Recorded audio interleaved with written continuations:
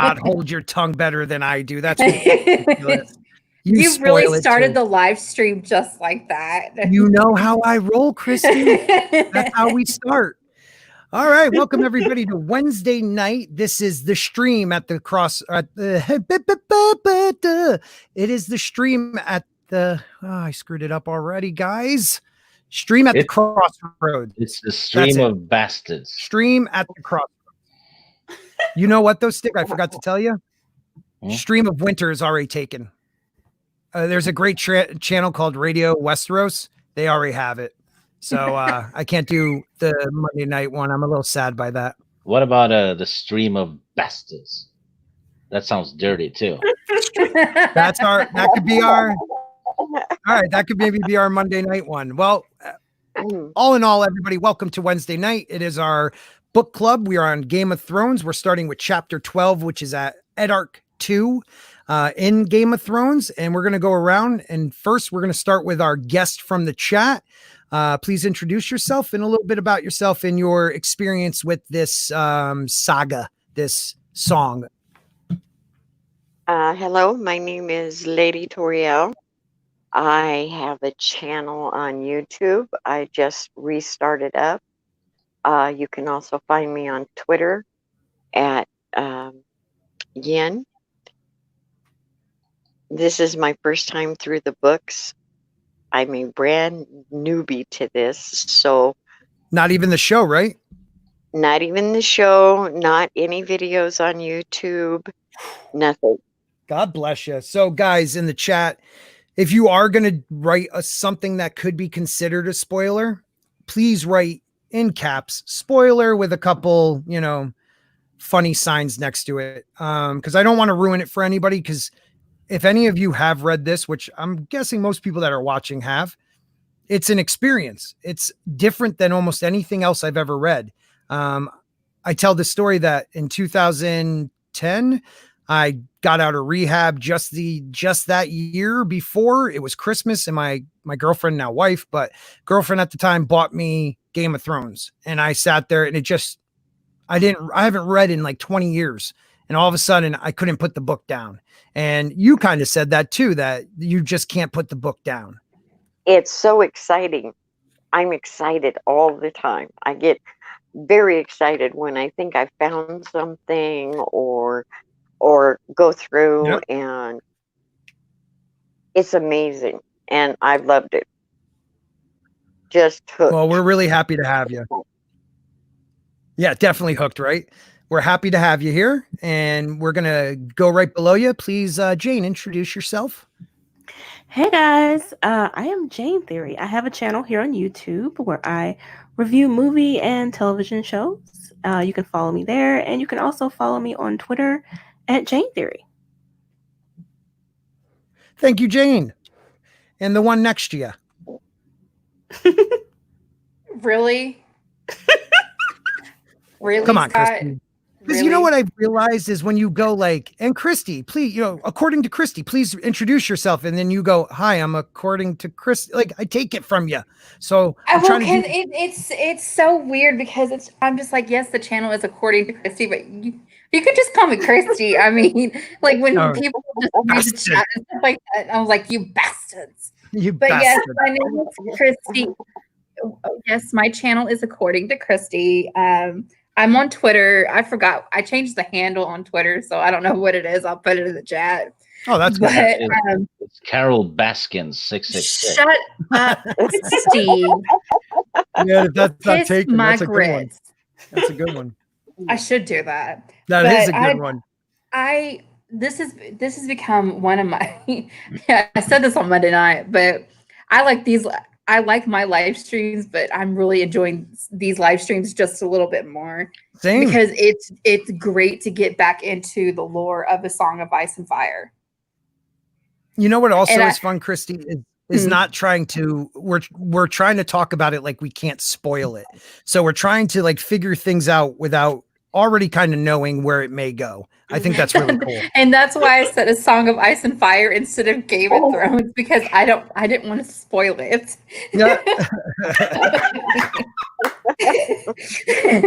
That is fantastic. In heaven. Oh God. And the gentleman next to me, first of his name. All who deny that are my foes. Yeah, anyway, just a tiny little YouTube channel with some stuff on. I just like hopping onto channels like this and talk about stuff I like with like-minded people. And that's all it us. is. Just a fellow from Norway. And we're loving it, buddy. So we're going to look at the chat. There's not a lot of people in here yet, but that's okay. But we do have one of my favorites who I did a 3.5 hour stream with last night. And the majority of it was on my channel. I wasn't even on it. And that's Culture Casino. Great guy. Please check out his channel. Subscribe to him. He is the reason I'm going to be ordering a new pair of headphones, my brother. Thank you very much for the donation. And then we have Jane. Yeah, Jane. And according to Christy and Stig and me. And then Culture. Okay, where's everybody else? People, where are you? We have Miss Martin Muse, one of my faves. Another monster is there too. You skipped him. Oh, no, I didn't get to him yet. He's right here. Yay, relax. I'm here. I'm here. One of my favorites. All right, man. Thank you for showing up. Where is Snatch Face the Fool? You know what? I've been wondering that. I haven't seen Snatch Face the last 2, I believe. I think the timing might be a little off at times, but we have Happy Dinosaur 8000, one of my favorites. How are you doing, my friend? So we're going to get into it. If you guys can, please like, share, definitely subscribe if you haven't, but it looks like most of you, if there's only 5 of you, you probably subscribe to my channel. But definitely, if you can also retweet my tweet, let's get some people in here and let's have some fun. So we are starting with Edark 2. Now, Edark 2 to me is one of the beginnings of the political drama, the family dramas, the inner house drama. I mean, there's so much that happens in this chapter on a basic level. And we're going to start with our guest, if you don't mind. If not, we'll go around. No pressure on this one. We're kind of like Bob Ross. What did you, in this chapter, what did you get? What feeling did you get out of this chapter when you read it? Tension. Oh, that's perfect. That's perfect. That's exactly what I got. Intrepidation from Ned's part. He knew he was walking into something, but because of his loyalty to King Robert and their friendship and him being a man of honor, plus he knew what would happen to his family if he refused. Mm-hmm. There's a lot that's going on. Yeah, he knew he had to go, even though he didn't want to. Yeah. I like your one about tension, though. What I noticed in this chapter, and after this, I'll do a quick recap of the chapter. You see that the man Ned used to know is not the man Ned's with right now. The boy he grew up with in the Vale is not the same king he's sitting with right now. And there is moments of brotherhood, but there's also very tense moments of I'm his subject. I need to bite my tongue. And you see that. And it's very interesting. Their dichotomy, if that's the correct word to use, their interaction. But we'll do a quick, well, not that quick, but I'm going to do a recap of this one. So it's pretty neat. Ned wakes up before dawn. I always thought that was kind of, something, Christy. And he finds, King Robert saddled and waiting for him, and almost like he's urging him, like he's either urging him to get on the horse or he's commanding him. You don't even really get that feel yet. And they ride off, and pretty much they're riding through a very important part of the north. It's the Barrowlands. The Barrowlands are where the ancient kings of North were buried in mounds. Kind of like if you ever watched the second Lord of the Rings in Rohan, the mound-shaped tombs. They're riding. Robert's flying. They pull away from their guard so they can actually talk. he's Robert's upset with the pace of Cersei's wheelhouse. He talks to Ned about let's run off and just be vagabond knights. Ned laughs and reminds Robert of their duties. They're no longer boys. And I think that's almost like a slight, like we're no longer boys. Grow up, you freak. Robert jokes to Ned he was never a boy. And then he brings up a woman and he's trying to remember her name, and he remembers a different woman's name, and he's like, oh, that's one of mine. And then he's like, and Ned through like almost gritted teeth says Wyla. And he's like, that, your bastards, mother. And he says Wyla, and I would prefer if we don't speak of her again, and Robert kind of pokes him with that. But then Robert pulls out a piece of paper, and in it is a message from a eunuch named Varys, who I guess this is the first mention of him. I can't remember him being mentioned before this. And it's a letter from Jorah Mormont that there's a marriage between Dany and Khal Drogo. And Robert is furious. He wants blood. He wants to, give her a dagger for her wedding, which is really, he wants her to kill her brother. You find out the hate and just, visceral disgust with the Targaryen line, where you see Ned, and Ned doesn't believe these children in his mind should be punished the way their parents were. You also have Ned remembering Elia Martell and Rhaegar's two children, Aegon and Rhaenys, bloody bodies at the feet of Robert from Tywin Lannister as a gift to him of obedience. And the Ned and Robert having a massive fight there, because Ned says it's murder, Robert says it's war, and they don't talk for a long time, over a year, until Lyanna dies, and that death brings the men back together. And there's a couple other things going on here. They talk more about, the Dothraki. You see Robert's view that the Dothraki, he understands things, how they could cross, but Ned, I'll bring that up later, but Ned has his things about it. They also talk about Jaime Lannister being the Warden of the East after Jon Arryn died, which Ned can't stand. There's a lot going on in this chapter. So we'll start with who wants to start? Hey, Bone, welcome to the party. Who wants to start? Okay, Christy, you can. God damn it. I knew he would do that. I'll work with you. It always sucks starting off. Hey, So Christy, stop complaining. Now, he's telling you to start yapping. Yeah, I'm telling you to talk. You're good at that.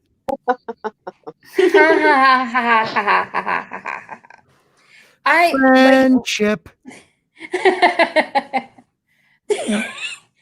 I really do. Going back and reading this chapter again, like Toriel said, there's a lot of conflict and drama in this chapter, and the politicalness of it really comes out because, like you said, Robert sees the threat potentially. Well, I'm trying to be very careful. Are you talking with my about words. the Targaryens? Yes. Well, the easiest way of putting it is at this moment, even though Robert won, killed Aerys is dead, Rhaegar's dead, Rhaegar's line is dead, he still feels the need to extinguish the house of Targaryen, even though he is, a quarter Targaryen. But he wants to extinguish the house. You see here, one of the best parts of this moment is when, they're arguing about killing children and how you learn about Jorah Mormont was supposed to get the king's justice because he was taking poachers and selling them into slavery for his wife, but that's a long story. And Ned was about to give him that justice, which is beheading, and he escaped and left. Mm-hmm. He tells Dany he's exiled. He really fled his own execution. I thought that was kind of cool. You pick up on that. But you see the difference in these two men. Robert's like, how can you defend a family that Rhaegar, stole your sister and raped her hundreds and hundreds of times, and then she died. But you never see Ned talk bad about Rhaegar. You never see him have any bad ill will toward Rhaegar up until this point. But what you do see, Right. But what you do see is the opposite view of justice. Ned takes it on a person by person way, while Robert will blame a whole house for one slight. And then I was going to say, and then I'm sorry, I didn't mean to interrupt you, no, but then you can you always see, interrupt me. but then you see towards the end of the chapter that like Ned basically he felt like he made a mistake in saying that he should have just stayed in Winterfell, but he is basically resigned to the fact that Right. he's following his king because he does have that honor. Right. But I think also part of it too is he is trying to convey to Robert the threat of the Lannisters. Yes. And he is not getting it. He's blinded by his hatred for the Targaryens, and he's not seeing the knife in his back. Yes. And I think part of it is, yes, he wants to do his duty, but the others, this is still his brother, So right. I think part of him wants to protect Robert. And that's the only way he can do it. I think definitely. And you know what's cool about this chapter too is that, and it's not a spoiler for the show, but it is. The show shows Ned as just this loyal, honor-bound figure. This shows Ned understanding politics and threats. And I think that's a great injustice that they left that part out of Ned in the story on HBO. Ned sees that if you put Tywin Lannister in the West and now Jaime, who first of all is a Kingsguardsman, he shouldn't be even able to be the Warden of the East, but to put him in the East instead of the natural born son of Jon Arryn, those two men, which really would just be Tywin would control half the troops in Westeros. You're setting up your own plot for disaster, and Ned can't believe he doesn't see this. It's almost like Robert just doesn't care. He doesn't. He's still fighting the last war. Yes, you're out. Yep. And until the Targaryens are extinguished, he doesn't feel he's done. He's still hurt. He's still angry. He's still bitter. He doesn't really want to be king. He just wants to destroy the people who destroyed his love, the love of his life. And that idea of love that he created. Yeah. Exactly. And Ned is just like, dude, you are hold up. Wait a minute. Yeah, you're surrounded by like vipers. Yeah. And you are allowing it. He sees that the boy and man he knew prior to Robert's rebellion is no longer the king he sees next to him. That's what I got mostly from this chapter. I don't want to go a lot into it, but you can also determine that's also kind of a flaw in Ned itself, that he's such honor, like, I don't want to say honor bound, but loyal, I'm like, dude, you see what's around, you start seeing what's around you and you pay attention and you're trying to warn your king, but maybe you should, never mind. I can't spoil that. I can't. We are allowed to spoil Game of Thrones, the book. Only Game of Thrones. I can't spoil the comment that what I was say, what I'll say is this, though. You see that Ned becomes hesitant around Robert. Yes. And I think that's a detriment to them both in the future. That Ned doesn't feel like he can now be honest with Robert because Robert sees this gluttonous, like Jane said, he's still all this guy wants is a war. That's all he wants. He wants to conquer. He's a storm king, like he's from the Stormlands. This is the one thing I like about Game of Thrones is characters. Yes. And we got into an argument with a guy on Twitter about this. Where they're from definitely has a very valid part of who they are. The North, you're cold, you're stoic, winter is coming. The Stormlands are, they just bring the thunder, and the Lannisters always repay their debts, like all these things mean something. It's culture. Yeah. It's culture. That's what it is. Stig, what about you? I have culture. Oh, that's good. Thank God. I didn't know if your people over there did. So, we're more like Stormlands. Yeah. But what I got from this chapter that hasn't been said yet is Robert seems to make an effort to Ned to kind of bring back the old times for a little bit, to kind of put him at ease, I guess, with the hunting trip. Right. So that's why he wants them to be boys again, right?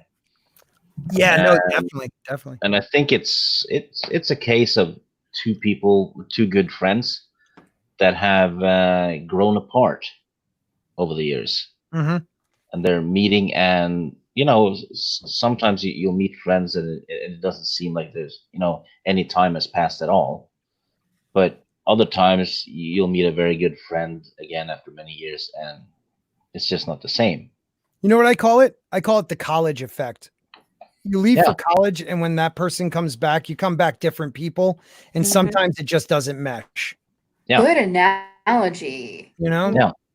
And another thing I noticed that, well, since we're allowed to be a bit spoilerish for Game of Thrones, yeah, for this book, yeah, I think, and I think Toriel said she had figured this out, so it's okay.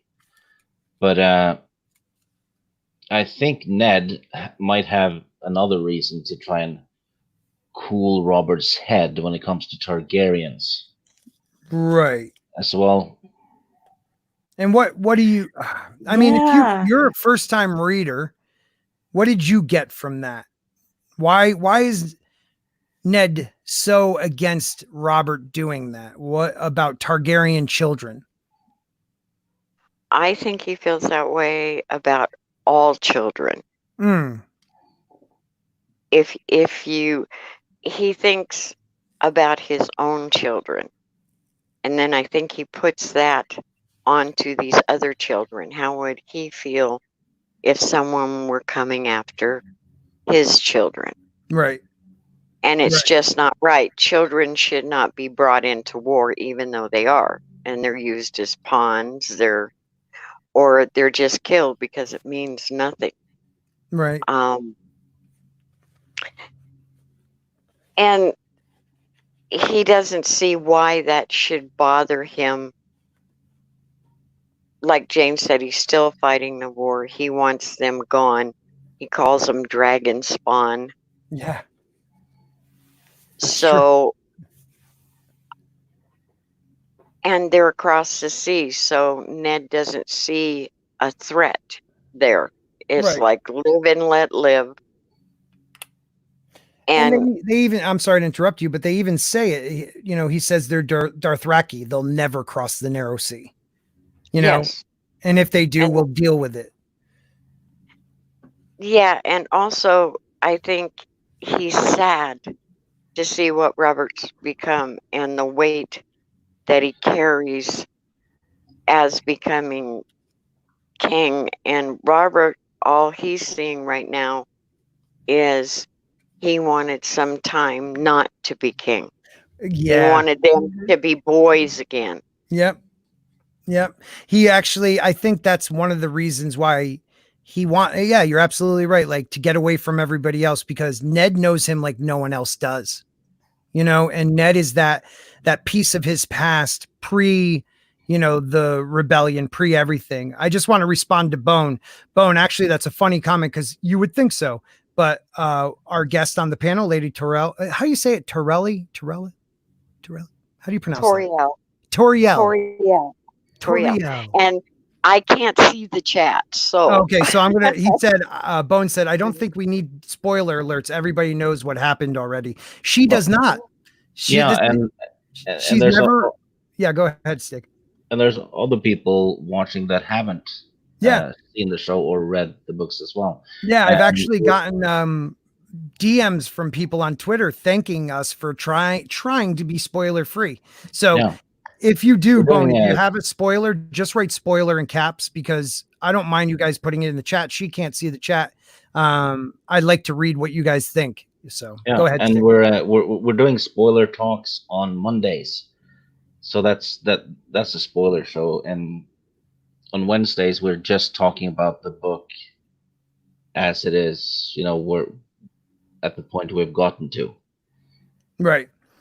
which is going to be interesting later when we pool all the information we're fishing out of these gathering. chapters. Yeah, because once Winds of Winter comes out, it's all Winds of Winter. It's all Winds of Winter. Even when we talk about book 2, yeah, we will have a lot more to talk about because we went so in depth, right, with the previous chapters and going with just what we know. Right. So you know, something else I realized with Robert, when he's in this chapter and in maybe a previous, even when they first see each other again, Robert has a tendency to crack a joke and then get very serious. Mm-hmm. You know, he like cracks the joke and then take me to the crypts. He cracks a joke and then says, Varys gave me this. Like the guy doesn't understand how to be a king. He really doesn't. All he wanted to ever be was Lord of Storm's End and, you know, live his life being that and maybe not even be as bad as he is now, but he never wanted all this weight upon him. And there are vipers around him. There are people taking advantage of that. And when you have, we'll see in the next couple chapters, you see such a powerful man that has little power. Maybe that's an easy way of saying it. What else was there in this chapter? I think I had one other thing. Anybody else have something about this one? I think this is a great chapter. They were reliving the battle. Oh, that's right. The Battle of the Trident. And then they the sack of King's Landing came up. Oh, that's it. Yeah. And Jaime, he never told Robert what Jaime did when he first got to King's Landing, because Jaime killed Aerys, stabbed him in the back, opened up the gates. Well, they opened up the gates and let Tywin in. And then he killed Aerys. That's all we know of it.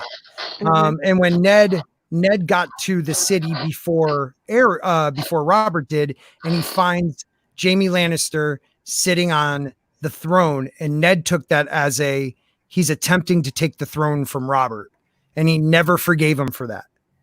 And Jaime, you know, Robert on the other hand is like, it's no big deal, no big slight. You know, he needed a place to sit.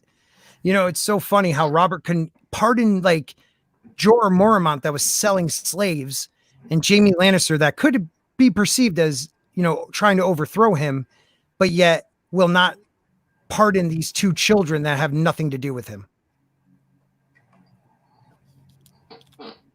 Yeah, it's almost hypocritical. Right. Very hypocritical.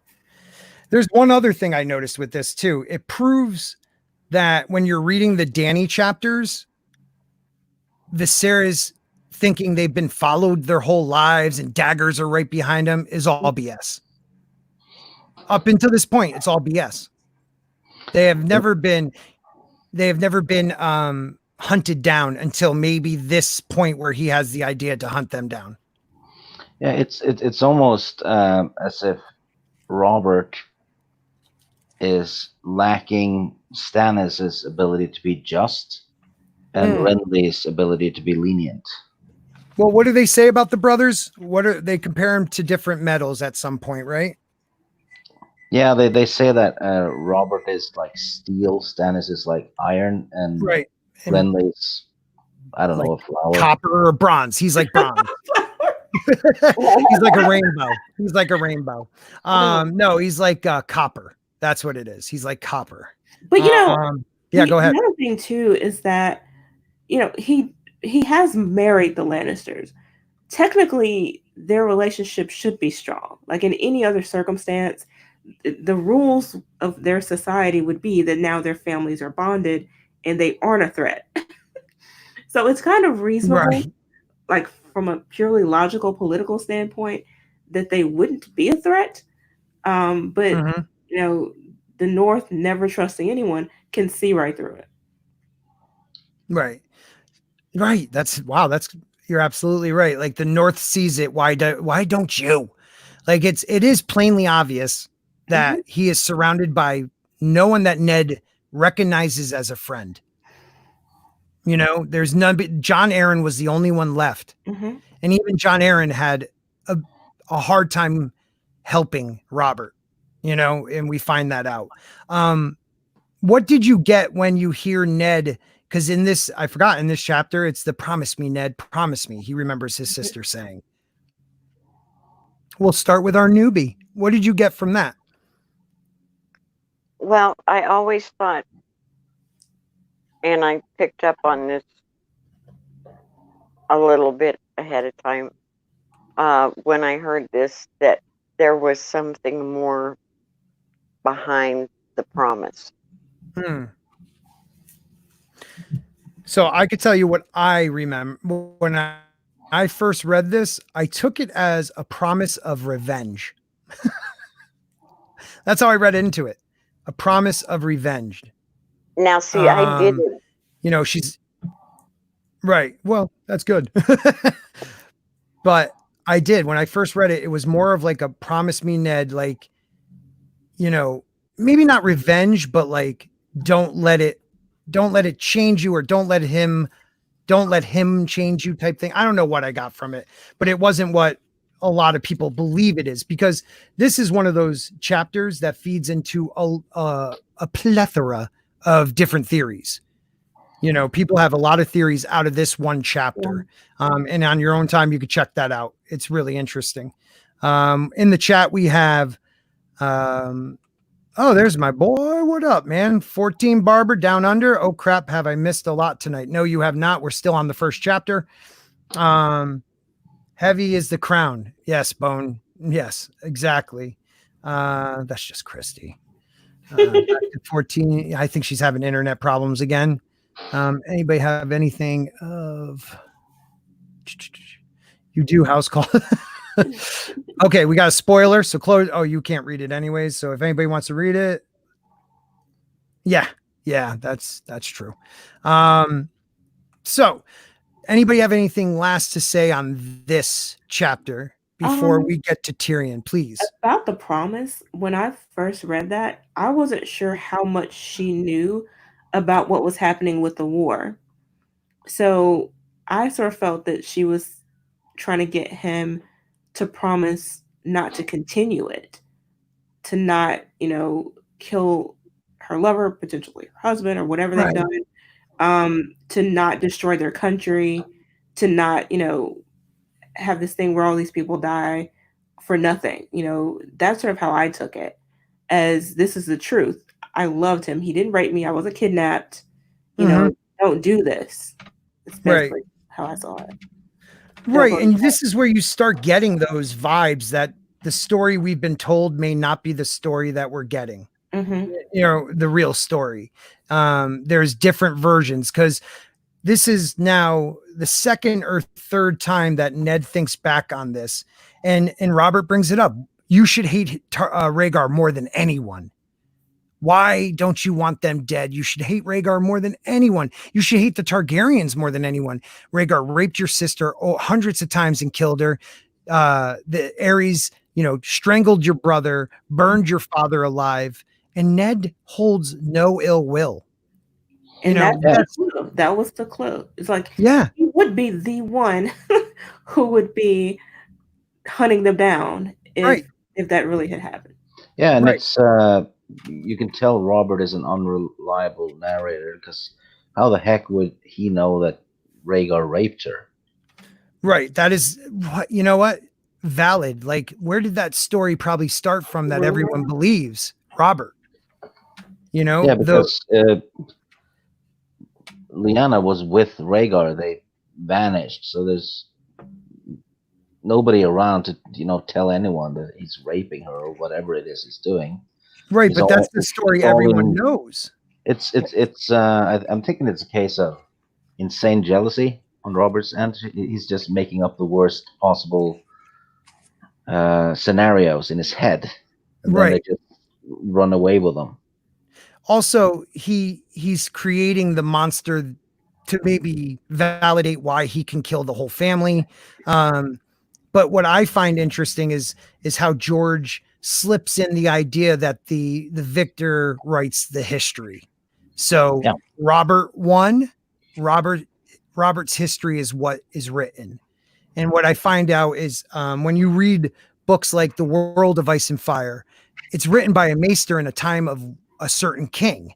So he's writing it to please that king. So just like that, these books, you see that people are doing things because they won, so it's their truth, when the truth might be something completely different.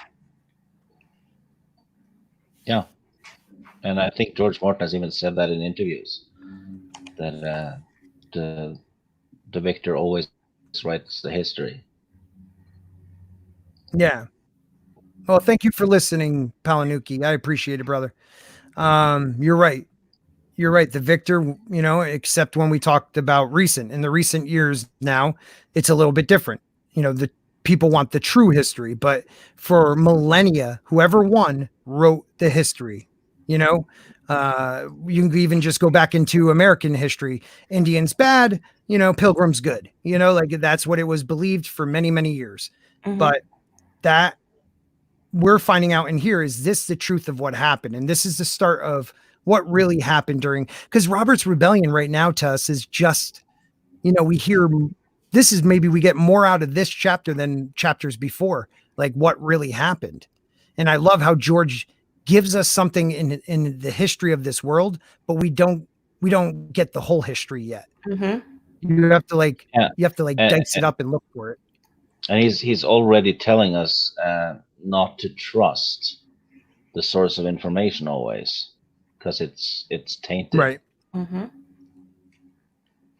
And Right. he's very clever about doing it as well, because it feels natural and it Mhm. feels real. Yes, it does. It does. I love this chapter. To me, it's the beginning of the King's Landing, drama. That whole King's Landing Right. drama. It lays And out so much more of, or fleshes out more of that tension that we saw when the Lannisters first arrived. Mhm. So yeah, it definitely lays the foundation for what we're going to see when everybody gets back to King's Landing. Yep. Fantastic. Not to mention Varys. I forgot to mention that. Right. And that's another thing. Like, you just get a hint of who's Varys, Mhm. like he worked for the king before Robert. What is he all about? I mean, it's just how he introduces people very, there's sometimes, and this isn't a spoiler, but sometimes in the books, he'll mention somebody in Game of Thrones and you won't meet him until book 3, like he just does a really good job with that. Yeah, like they keep mentioning Stannis quite often, Right. in book 2, but in book 1, but you don't see him Mhm. until book 2. Right. You know what I Well- meant to say to you? Isn't it pretty cool that Ned Stark backed your king, our king? He believed that Stannis should have been the Warden of the East. He was right. All who He deny was that damn are my right. foes. He was damn right. I love it. All right, And, so we are going to move. and Yeah, Can I please. just pop in real quick there? Oh, The one thing that I've noticed that every time Stannis's name is brought up, everybody goes dead quiet. That's interesting. I never picked up on that before. So you're saying every time he's brought up, people don't. Is it an uncomfortable silence, you think, or a? Like there's It's just- tension. Yeah, there's almost just dead silence every time Stannis' name is brought up. They don't really like to talk about him. They don't want to mention his name. It's just kind of dropped. That's interesting. Because in a way, that's what Stannis. Yeah, no, we'll talk about that in our next book. But that is interesting that you said that. That goes with Stannis. I like that. I'm gonna have to think about that one. All right. Anybody else on chapter 12 at arc 2? No. Nope. All right then.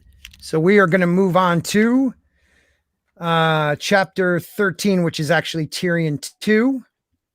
And that is after a fortnight of riding north from Winterfell. Tyrion is with Benjen, Stark, Jon Snow, and two of his retainers. Tyrion is amazed by the enormous size of the North. Although he knows the maps of the North region as well as anyone, the land itself is quite another thing. It has grown colder, quieter, and far lonelier farther north that you go, and the King's Road narrows to a wild track. The more north you go, the scary, the more wild it gets. 3 days out of Winterfell, they're in farmlands that given way to dense, dark forests of the Wolfswood. They meet up with Yoren, a brother of the Night's Watch, accompanied by 2 peasant boys condemned to join the Watch, which I love, condemned. That night, Tyrion notices Jon looking at their new companions with dismay and feeling sorry for the boy who has had such a hard life chosen for him. Tyrion feels less sympathy for Benjen Stark, who apparently shares his brother's disdain for Lannisters and seems intent on making Tyrion's journey north as uncomfortable as possible. However, Tyrion does not take small bit of revenge when he accepts a tattered old bearskin cloak from Benjen, a gift Tyrion thinks Benjen did not expect him to accept, which I thought was a funny part of that. What else happens on this one? This was something cool. So Tyrion, as is in his custom, goes away from the camp with a book about dragons. So he can't help out set up the camp. So he decides, I'm just going to go read about dragons. One of several brought with him he got them from the library at Winterfell, which I think is a big thing, that he took books out of Winterfell, but they were given to him. He was allowed to take them. Tyrion, interesting that he's reading about dragons as well. Right. That's another thing, but also from Winterfell, I thought was kind of interesting too. Tyrion has always been interested in dragons. He remembers seeking out dragon skulls in King's Landing the first time he was there. He recalls having a torch with him when he discovered the skulls and having a sensation that they seemed to like it when he put his torch to them. There were 3 skulls much larger than the others, and one of the skulls could have swallowed a mammoth whole. He recalls King Loren the First, an ancestor of the Lannisters, had been about to defeat Aegon in the battle when the Targaryens unleashed all 3 dragons and made short work of their opponent. Now, I don't remember if he actually says it, the Battle of the Grass Green Fields, I think it's called in this one, but I believe that's it. Tyrion reads, he approaches by Jon Snow, who asks why he reads so much. Tyrion explains that because his body is twisted and weak, he must rely on his mind, and that a mind needs books like a sword needs a whetstone. When Jon asks what Tyrion is reading, Tyrion begins to explain about dragons and how he fantasized about them as a child when feeling resentful towards his family, even having dreams about them. Tyrion goes as far as to suggest Jon must feel resentment towards his own family. Jon protests, but Tyrion continues to push the issue, sarcastically describing how Lady Catelyn treats him as one of her own, how Robb is kind because he is the heir, and how Eddard Stark must have had a good reason to pack Jon off to the wall. When Jon replies that the Night's Watch is a noble calling, Tyrion describes the Watch as a midden heap for the realm's debtors, poachers, rapers, thieves, and bastards, all kept busy watching for imaginary grumpklins and snarks, which I swear they must be real. He talks about them way too much. When Jon asks him to stop, Tyrion realizes when he has been saying and feels badly. He tries to comfort him. He is attacked and knocked down by Jon. Direwolf Ghost. So Ghost thinks he's like going after Jon, so he protects him. Tyrion is forced to apologize to Jon before receiving help. When Tyrion questions why the wolf attacked, Jon jokes that Ghost must have mistaken Tyrion for a grumpkin, which amuses them both. Having calmed down, Jon asks Tyrion if things he said of the Night's Watch were true. When Tyrion says yes, Jon accepts the truth grimly. The two share some wine and return to camp for supper of squirrel stew. Tyrion is the last to retire, and Jon has the first watch. Whew, a lot going on there. So, who wants to start off with this one? God, you guys are Jane. good at this. Come on, people. Who fell down? Yeah. Why don't we start? Stig, do you have anything to say about this one? You don't have to give everything, just, some stuff, and we'll just go around and then down to the ladies below. Oh, I see. Christy has picked up an apt avatar picture for herself as well.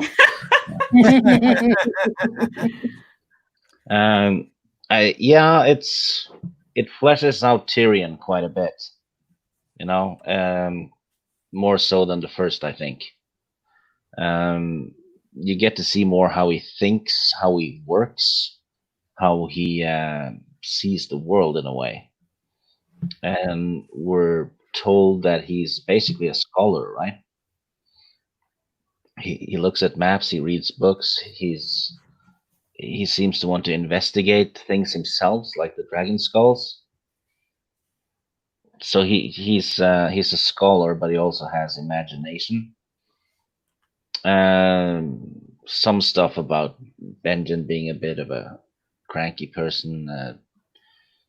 Tyrion and Jon basically getting along.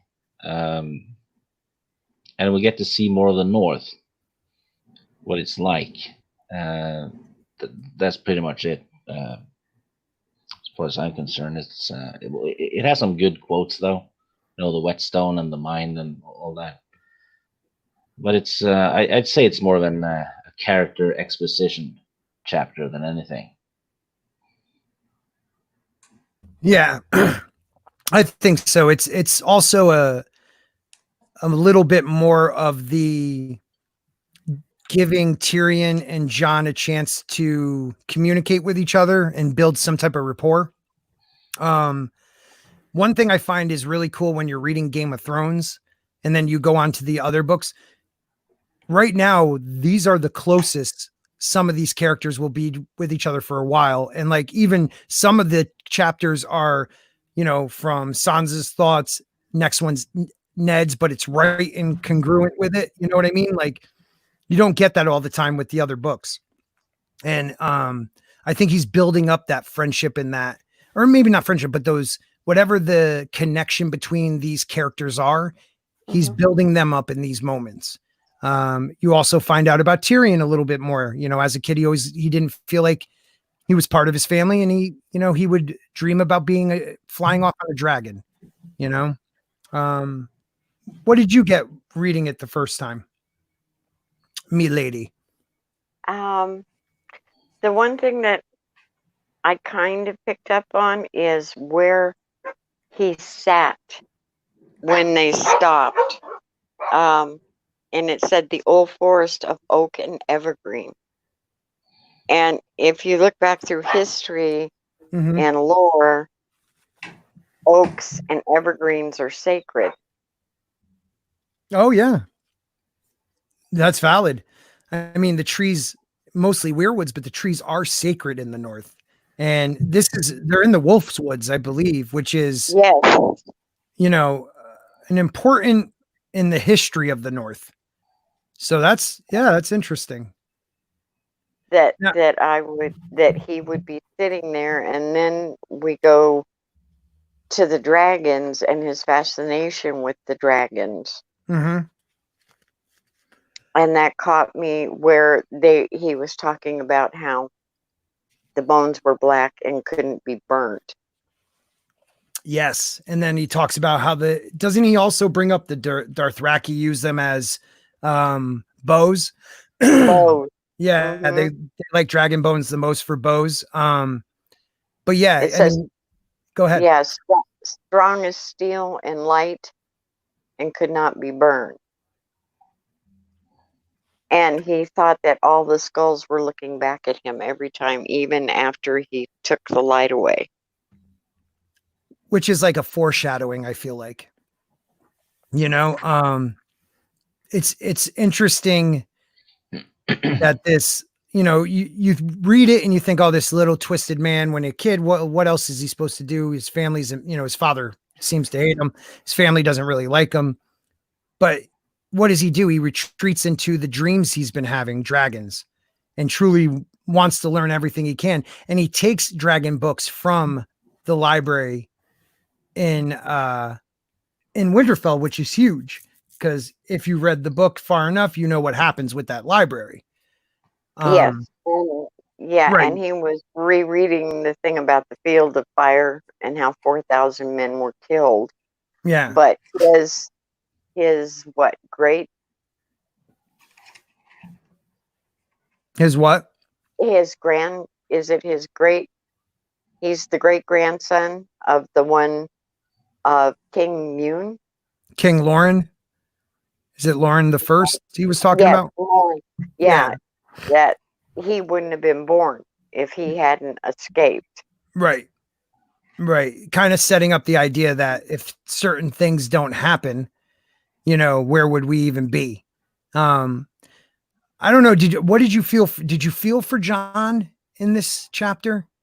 I did, especially when Tyrion was teasing him and poking him about, who gets sent to the wall.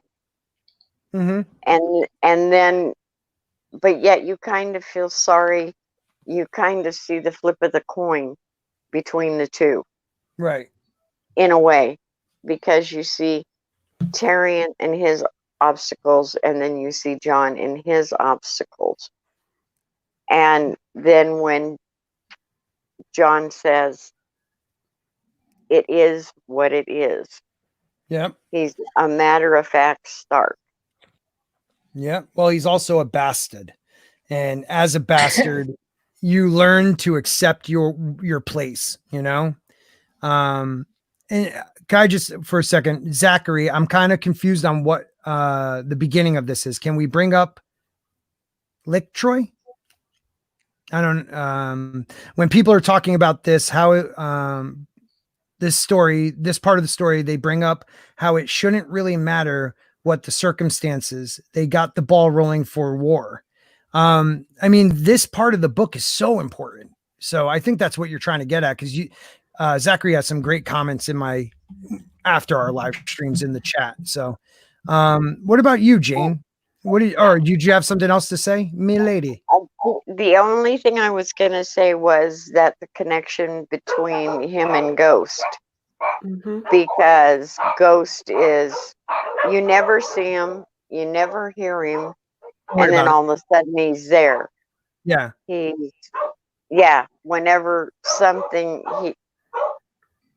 it's okay. Or all the wolves, it seems like they just have a very connection to their person. Right. And this is one of the first real, you start seeing it in the next few chapters, actually, start to build that these wolves know more and sense more. And with their masters, there's some type of connection that we're not seeing. Very valid. Very good. Jane, what about you?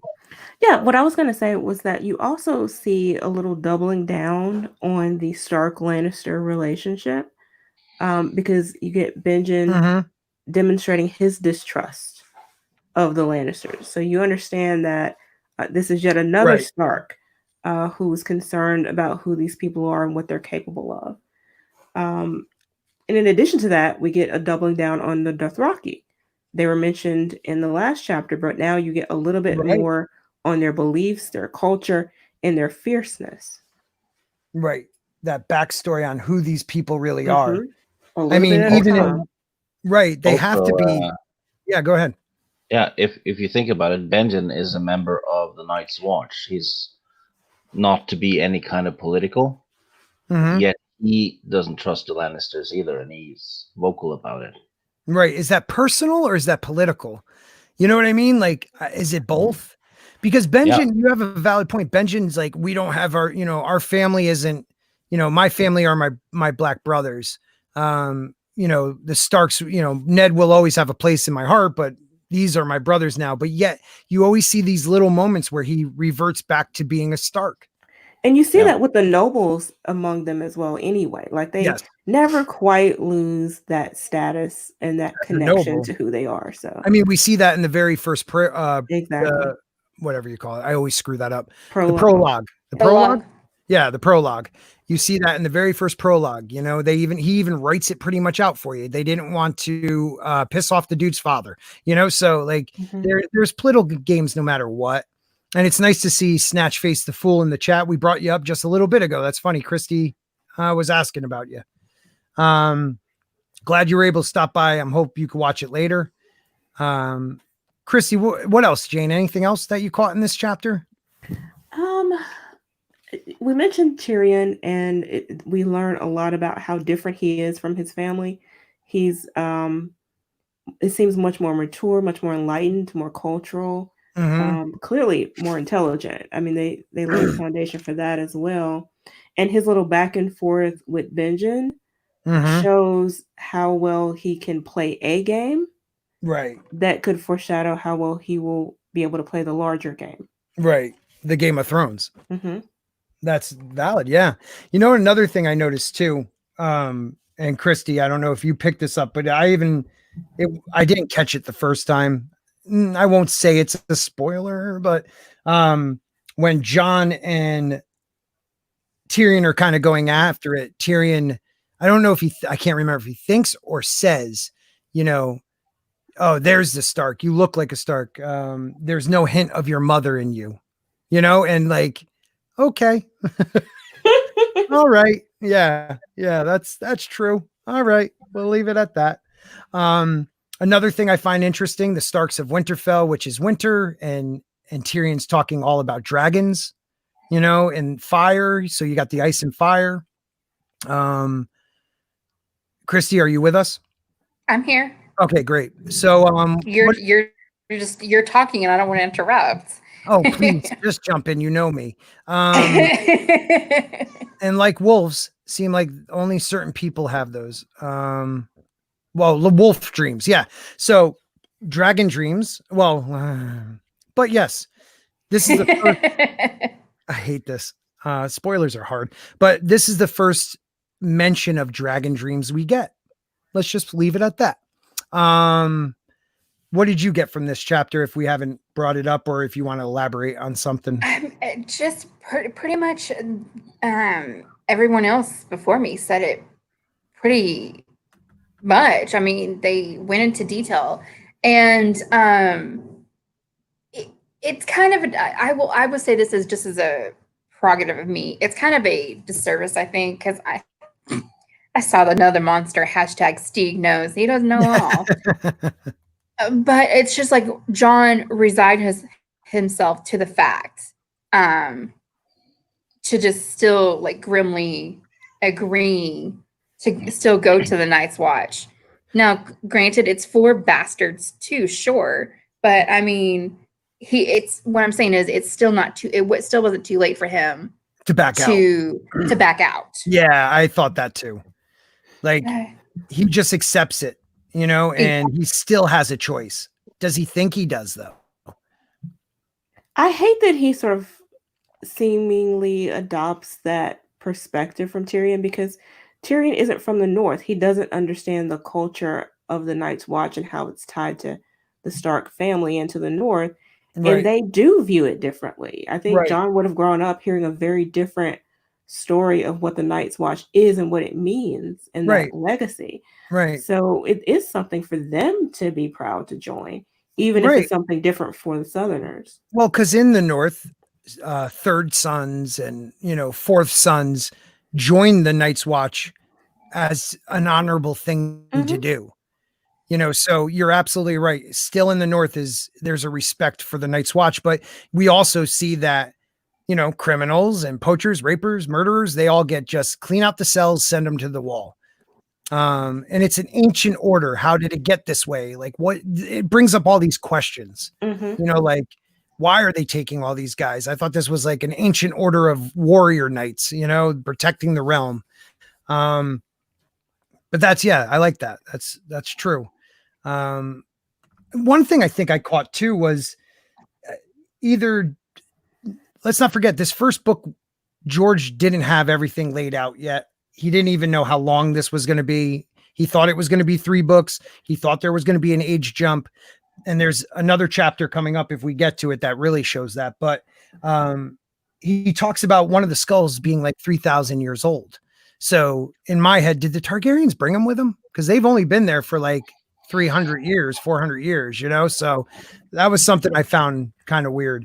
But I did like the part with him explaining the dragons following him. And they liked when he put the torches in their eye sockets or whatever.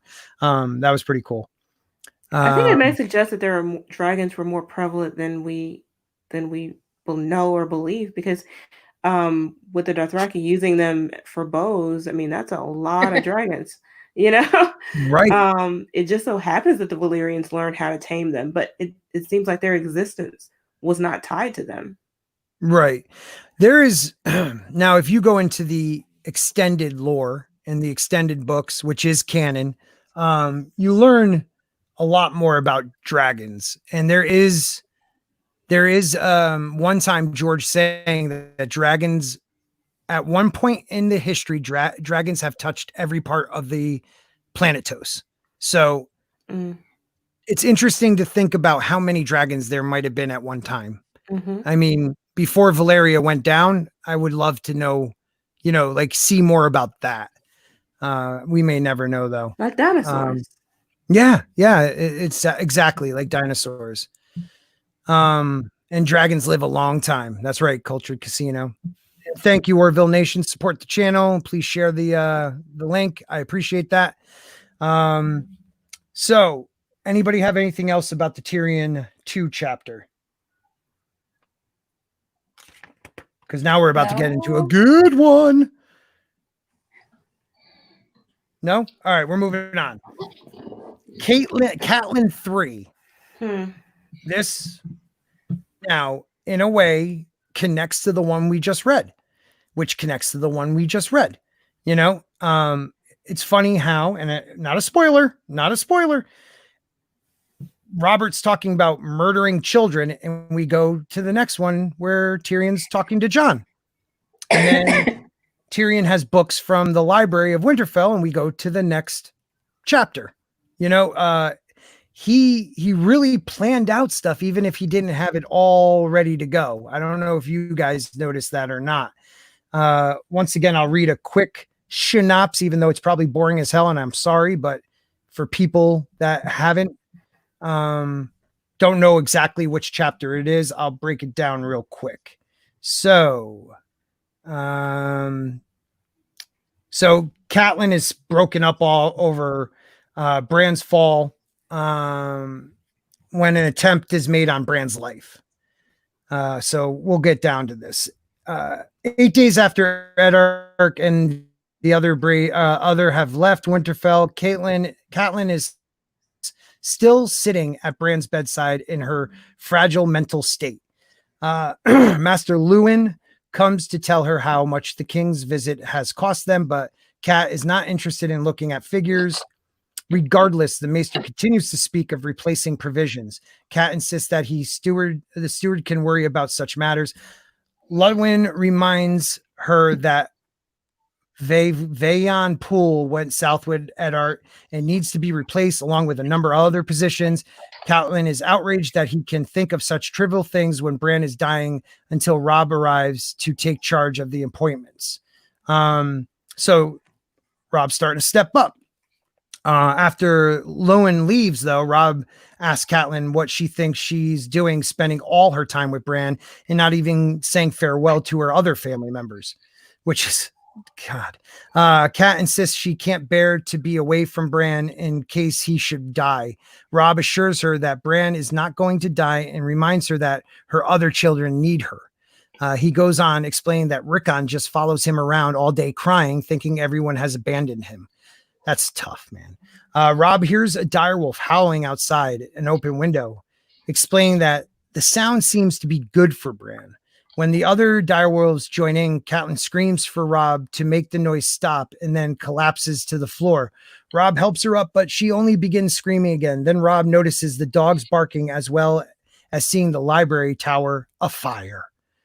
Robb rushes off to fight the fire. Catelyn's too freaking lazy. She doesn't go do it, so she stays back with Bran. When she turns away from the window, however, she's face to face with a filthy man brandishing a knife. the cat's paw, as it's been known to be called. The man claims that Catelyn was not supposed to be there and moves towards Bran, claiming that killing him would be a mercy. Cat attempts to scream for help, but the man is too quick and he moves to slit her throat. Cat manages to grab the blade with her hands, which even reading it always hurts, and pushes it away, cutting her fingers badly, like to the bone. She bites the man's hand, fights her way free. The man is about to attack her again when Bran's direwolf leaps onto him, rips his throat out. Once the man is dead, the direwolf settles down on Bran's bed. Catelyn must be out of her mind. Old Nan undresses her, helps her bathe. Luwin, fixes her wound, blah, blah, blah. It seems like a nightmare. The pain reminds her that it's real.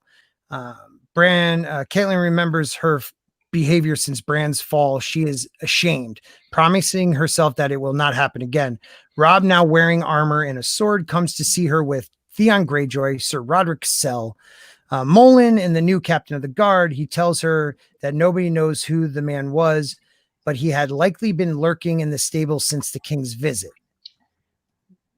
Where the man had been hiding, they found 90 silver stags hidden under the straw.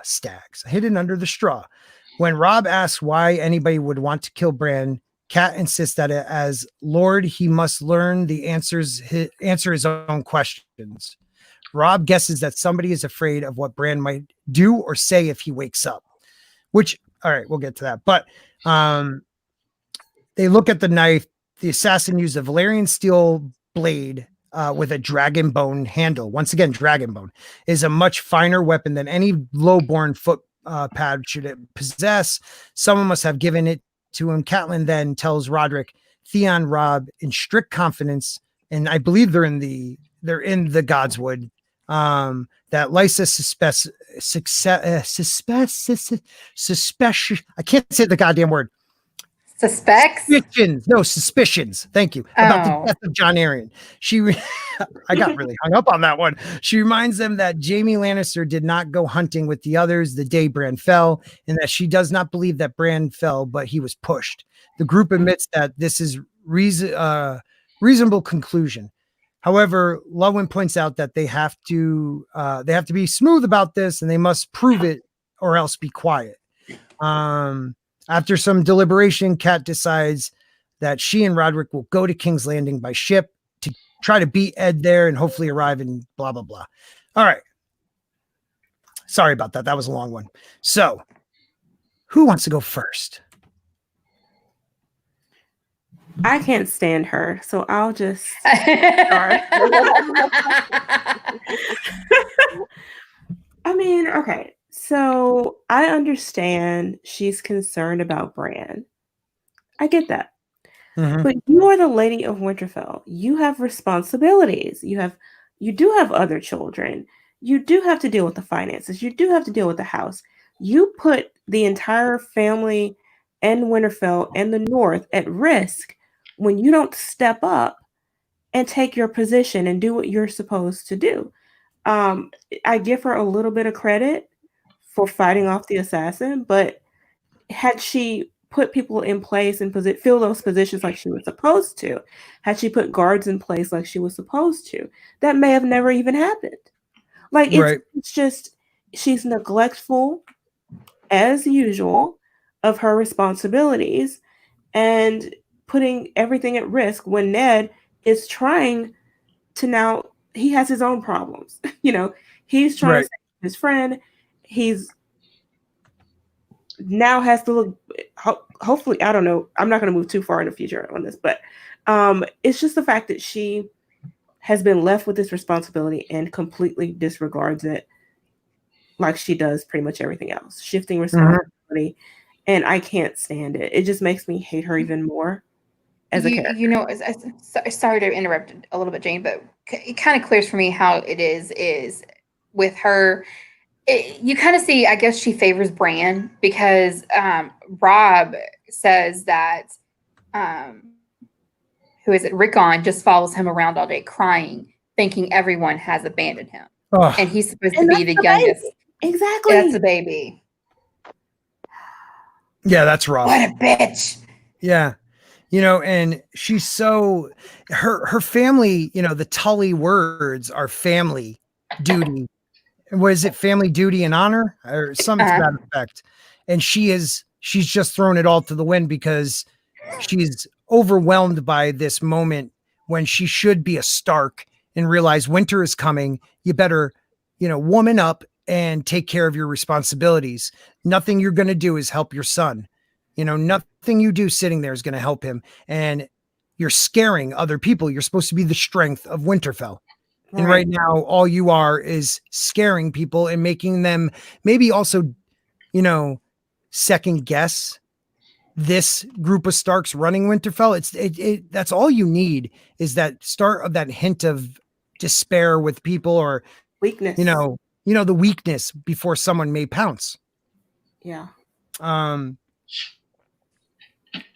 Now, I find it really interesting that we know Tyrion takes books. We only know that he has one book on dragons, but he did take books out of the library. Now that library burned. Stig, how ancient is Winterfell? Very. Right. So that library must be old, right? Yeah. Doesn't mean all the books are old, but still burning a library is a sin. I hate that. Books should never be burned. Alexandria. Oh yeah, it's clear though that the assassin is there to silence Bran, because Bran saw that Cersei and Jaime shagged their brothers and sisters, and they shouldn't be doing that, because if brothers and sisters do that, that's how you make Texans, right? Very bad. Kiss my ass, Steve. But all my exes live in Texas. All right, go on. But this is the second time we see kind of a wolf connection, right? Because of Summer protecting Bran, and it kind of doesn't it build on the chapter before? Yes, and we also are told that the wolf howling seems to have a positive effect on Bran. Right. So that's another thing. So it builds on stuff that has been talked about a little, or shown a little bit in the previous chapter. The wolves are important. Right, the wolves are important.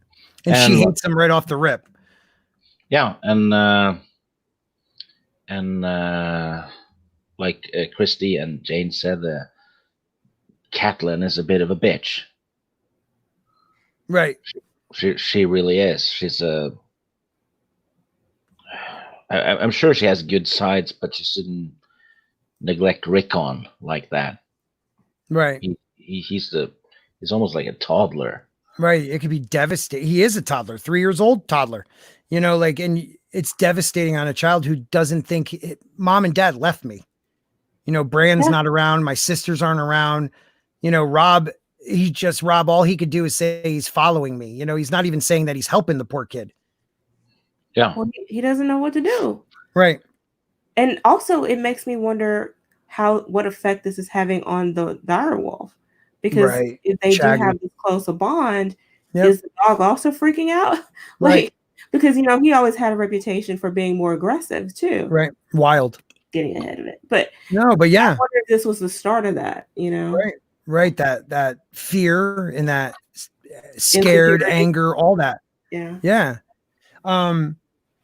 One thing I did like about Kat in this chapter is when Rob is looking to her for answers and she says, "Oh no, you're going to be the lord of this house someday.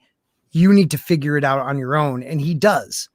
But I think that was very a powerful moment for her to give him, like, look, you're going to be the man of this castle. You are going to be lord and the warden of the north at some point in your life. Don't come to mommy and ask questions. Figure it out on your own, and but isn't that kind of hypocritical though of her to say that? Well, yes, yes, in a way. Yes. I think this one moment, I think she used it as a tool to make him realize he needs to figure things out and be his own man. I think she used it as a tool to not answer the question. Like she's still evading her responsibility here. I mean, I understand that Rob would be sort of, I guess, have some position at this point, but he's not the Lord of Winterfell. She Right. is in charge, and she needs to step up and accept responsibility and make decisions. Or if she's going to guide him, then give him advice, give him structure, tell him what you suggest. Right. I mean, I was thinking that if he didn't answer it right, she would have gave him a couple hints, but we don't know. We don't know. I see what you're saying. I'm trying to give the woman something because I can't stand her either. What about you, lady? What do you think, me lady? She's selfish. Yes, that's the perfect answer. That's a damn good answer. Yeah. That's all she's thinking about. She's not thinking about anyone else. She's only thinking of herself. Mm-hmm. And what it's costing her, and her favorite child is dying before her eyes, and she can't stop it. But then when she's attacked, if you notice, after the wolf kills the man, he comes over and stares in her eyes with his golden eyes, quote unquote, and he licks all the blood from her hand. He cleans her up. Yeah. And then he jumps up on the bed and lays down. Yep. I mean, right there, that moment, what did it tell you? It was like, even though you may hate me, I'm still going to protect the family. Right. I kind of got the feel like, you know what? I know you haven't understood what I'm all about. We're okay. We're cool. Let me lick off your blood. Let me make sure you're all right. I'm going to go lay on this bed and no one's hurting this kid. You know? I mean, he could have let her die because she does not have the connection with the wolf. He could have stood his ground and just protected Bran. Right. But he didn't. He protected her also. Well, maybe, would you think if Bran was awake, he would want to protect his mother, right? Yeah. So who's to say, when they say you're unconscious, you hear things, or you're in a coma, you hear things. Mm-hmm. There could be some connection, again. Right? Right. Yeah. Yeah. The connection again.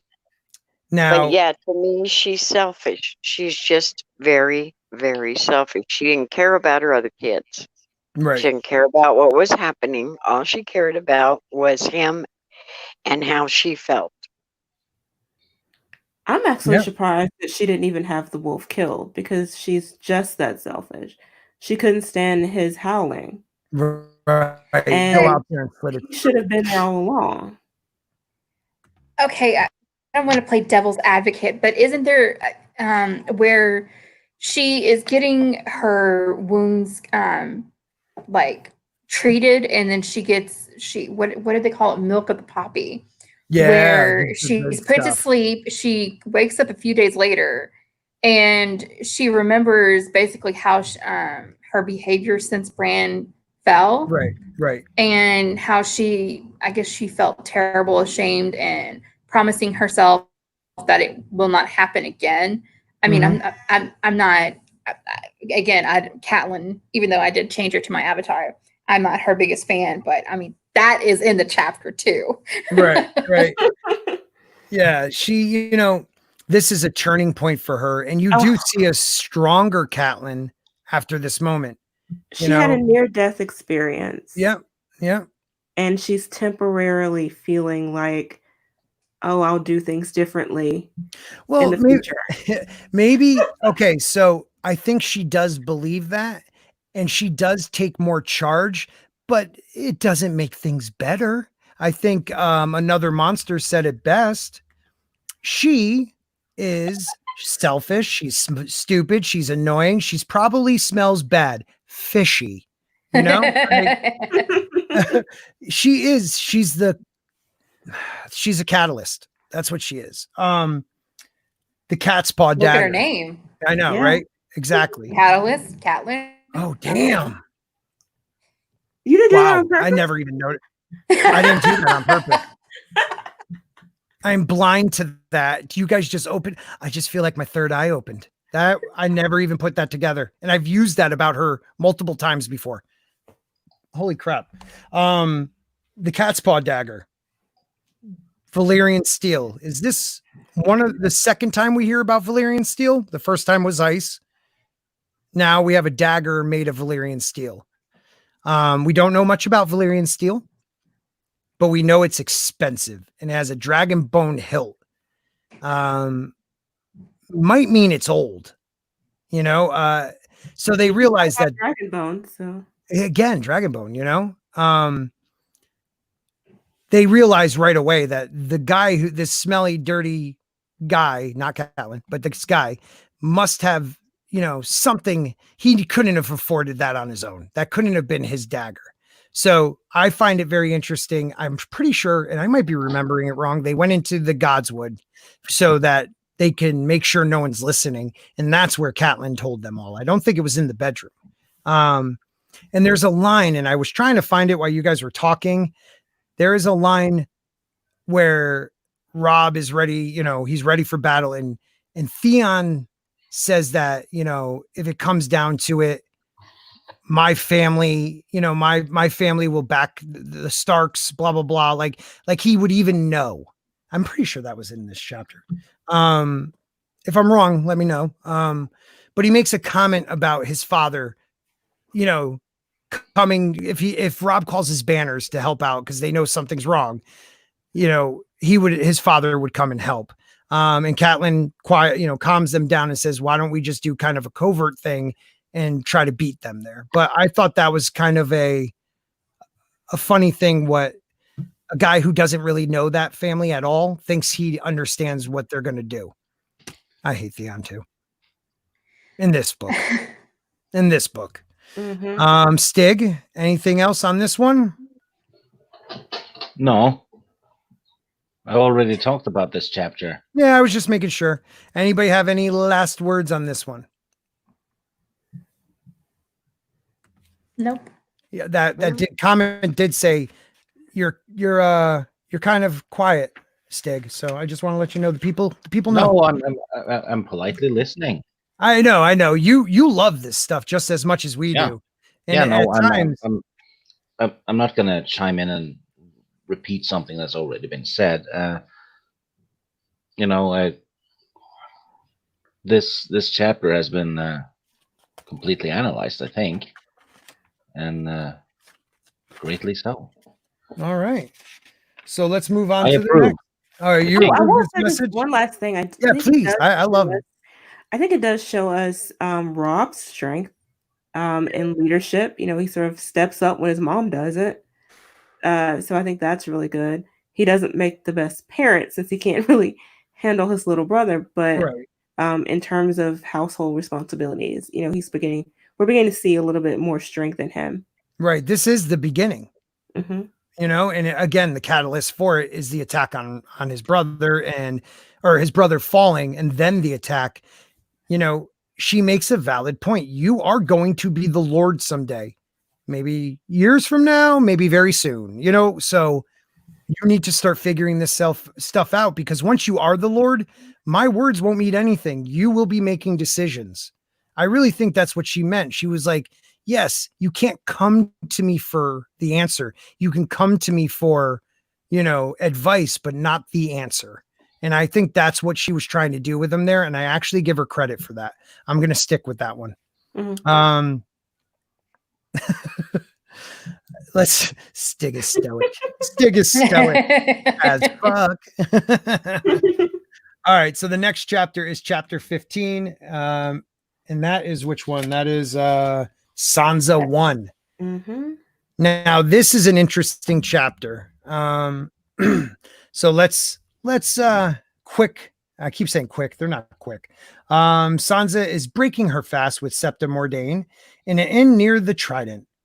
Is that by the Crossroads? I don't know. Maybe. When Sansa feeds her direwolf lady under the table, the Septa gets, you know, good girls don't do that. Willful as her sister Arya, like, you know, talking like you're not your sister. Don't be a lady because your sister isn't. Septa informs Sansa that she has been invited to ride in the wheelhouse with the queen and Prince Marcella. Sansa has been looking forward to this for a week, hoping for a chance to be with Prince Joffrey. Joffrey is everything she ever wanted her prince to be: tall, strong, and handsome. The one thing Sansa is afraid of is that Arya is going to ruin everything. Septa Mordain wants Sansa and Arya to dress well for the event, and Sansa has already decided on a fine silk dress. Now, it's not written here, but Septa Mordain offers her like the colors of the Starks, and nope, I want like a light blue one. I think that says a lot. They can't find Arya. She's out somewhere. She finds Arya on the bank of the Trident, trying to comb the mud out of her direwolf Nymeria's fur.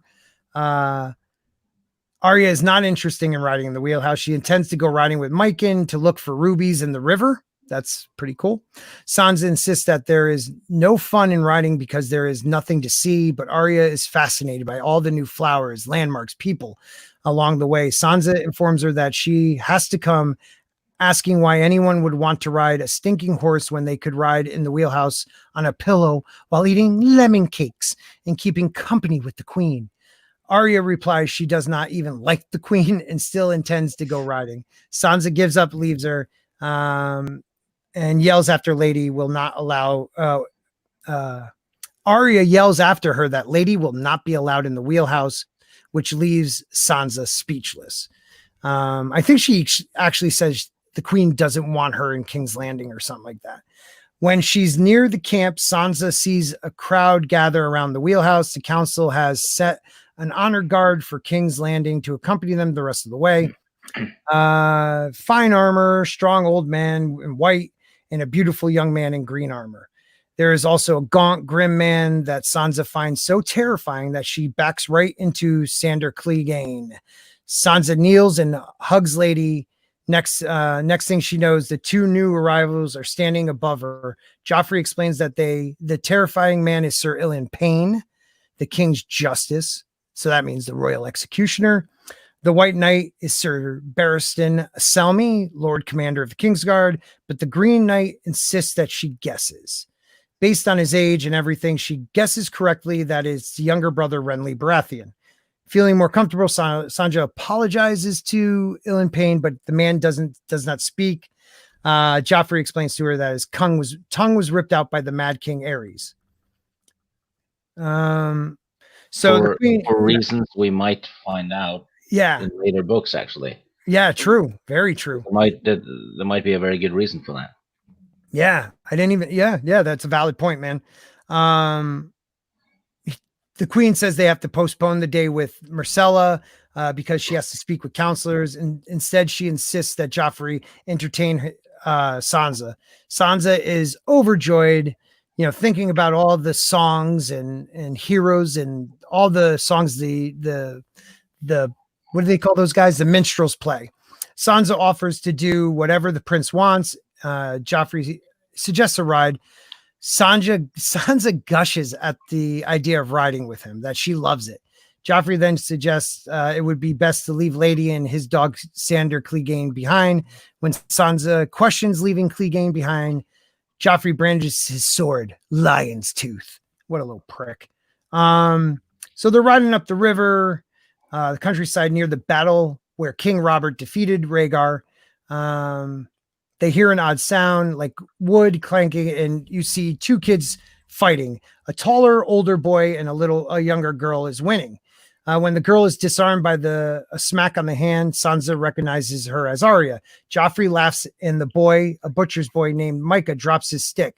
Joffrey begins to taunt Micah and challenge him to a fight, sword against stick. Micah insists that Arya asked him to fight, really begs about it, which Sansa quickly realizes is the truth. Joffrey remains oblivious, however, and goes so far to prick the boy's cheek with his sword. Arya picks up her stick and tells Joffrey to leave Micah alone. Joffrey insists that he will not hurt Micah much. Without warning, Arya breaks her stick over the back of Joffrey's head. Micah runs away while an enraged Joffrey staggers but manages to catch a second blow from Arya on his sword. knocking the splintered stick from her hand. Ignoring Sansa screams for him to stop. Arya throws a rock and hits Joffrey's horse, driving it away. Joffrey chases Arya with a sword, backed up against a tree. Suddenly, Nymeria comes out, bites his arm, rips the sword out of his arm. Arya calls Nymeria off and picks up Lion's Tooth and runs away with it while Joffrey whimpers. Okay, he freaking whimpers. The prince pleads to Arya not to hurt him. Arya throws his sword into the river before running off with Nymeria. Once Arya is gone, Sansa goes to help Joffrey, but he snarls at her, leaves, and not don't touch me. Sansa can see the contempt in his eyes, and she is true that Arya was going to screw up everything. A lot goes on in this chapter. So before we talk about it, this is Sansa's first POV.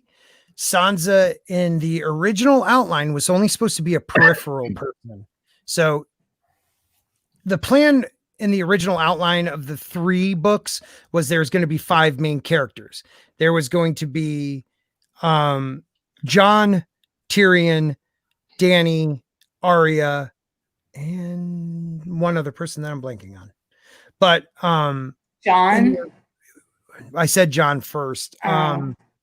But in the original outline, that'll wait for another chapter. I'll bring that up because that's important. But what did you guys get out of this? Why don't we start with Stig and go around that way again? More character exposition, I'd say. You get a bit of a clearer image of Sandor Clegane, Sansa, and Joffrey, and we're introduced to Renly, who is an important character later on, and we're shown how much of a prick Joffrey is. Well, to a point anyway. He gets worse, but and Sansa is she's a shit. She's a shit Stark. Yeah, and drama ensues, and this chapter actually has quite a bit of consequences for later on, because I think since Sansa saw Joffrey whining, being beaten by a girl, that makes him resent her. Yeah. Yeah, dude, that's a valid point. You know, that is probably one of the biggest overlooked points I think people make, is that, you know, even though it was Arya and Arya's wolf, he blames Sansa because he's embarrassed. Is that what you say too? I agree with that. Yeah. Yeah, and Sansa is too lost in her own head to tell right from wrong eventually, and it's gonna bite her in the ass, and that's good. She deserves it, because Yeah, you need to stick by your sister. Yeah, well, you know, and when the winter comes, what happens to the lone wolf? You know, we find out a couple chapters later. What about you, me lady, our guest of honor this week? I wondered why his tongue was cut out. I have a question mark by that. That kind of fascinated me. Don't we still have a question mark by that? After 5 books, I think we do. I don't know. Only had one so far. I don't know. She's how old? Sansa? 12, I think. 12, 13? Yeah, no, she's 12. Being 12 is no excuse. But she's in love with the fact of love. There you go. The stories. Yes. Right. That's all she sees. That's all she hears. She wants to be. She's 11. She's 11? Yeah. She's 11. I forget how old George made all these guys. You know, still no excuse. So yeah, I agree. And she's lost in that world, and that's all she sees. She wants to be the people pleaser. but she also, the only people she wants to please are the up and comers. There you go. The court. It's The the popular people. Social Well, climber. Yes. she's a social climber, exactly. And one of the big things I think is that she lives in the North, so she doesn't understand what a court really is, and she learns it all from the songs. Yes, and see, that's why she's in love with love. She's the starry-eyed girl that thinks all this is going to be great and wonderful, and there's no consequences. There's nothing else, because none of the songs and stories say that. Happily ever after. So that's all she's looking at. Right. And her sister, on the other hand, should have been a boy. I mean, whoa! You'll get yourself canceled in this climate, lady. I mean, she thinks like a man. Okay. I don't care. I'm not politically correct. Sorry, that's just none of us are. You know it. But she's the strong one. Right. Sansa's like a willow in the wind. Mm-hmm. And the names of their dire wolves, they harden that. They make it, Nymeria was a warrior queen. Lady is a lady, it just sums them up, right? Yes. And she's, I don't know. She's not very likable. Let's put it that way. I did not find a redeeming quality in her at all. Well, I was going to hold this off until a later chapter, the next one with Ed, but we're not going to get to that probably tonight. But with Sansa, she was, when George planned to skip 5 years, she in that, oh man, that would ruin other books for you. I can't say it. God dang it. If you ever want to just watch a video with George talking about that, or when you get past the next book, we'll talk about it. Because we're going to be doing this and we'll have you back. Definitely. What about you, Jane? Anything that you take away from this? Yeah. I mean, she is terrible, but the one sort of glimmer that you do see is her bond to her wolf. And the summary actually pointed this out too. She is very different when it comes to the wolf, Right. Unladylike. She's willing to become the wolf. Yeah. As it pertains to her wolf. And it all, well, shoot, I almost said something. It's, yeah, you get to see how the bond between the children and their dire wolves, it really strengthens them. Blossoms too. Right.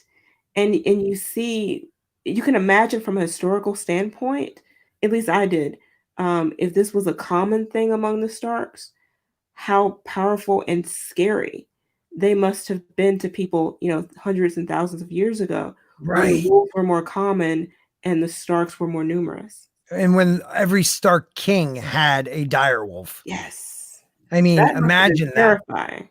Imagine that. And so it's not a spoiler going into the history. When one of the Stark kings defeated the Ward King, they killed their sons, the sons of the Ward King, and took all the daughters and made them brides. So they actually bred into their line that bonding thing with wolves that this Ward King had. He was able to bond with the animal. And it's pretty interesting that thousands of years later, wolves haven't been with this family for generations, at least, multiple generations, that bond is still there. Mm-hmm. Did I say that spoiler free enough? You also, you hit on it a little bit, Christy. What do you feel about Joffrey in this chapter? He's a little dirt little mother fritter. Don't hold back. No, I want to hear it. You always He's candy coat it. You always candy coat it. He's a, I can't say that word. A douche. We'll say he's a douche. Oh, I wasn't going to say that word. No, I know. I know you were gonna say. Oh, I believe it started with a C, didn't it? Yes, it sure did. See you next Tuesday.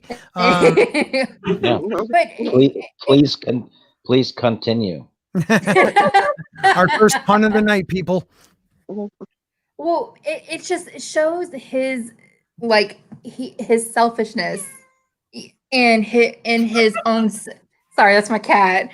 And has something to say. Your cat always has to make an appearance. She does. She really does. And his like his own self-importance and stuff like that, and how he has to go up against a little girl just because he's jealous of the butcher's boy.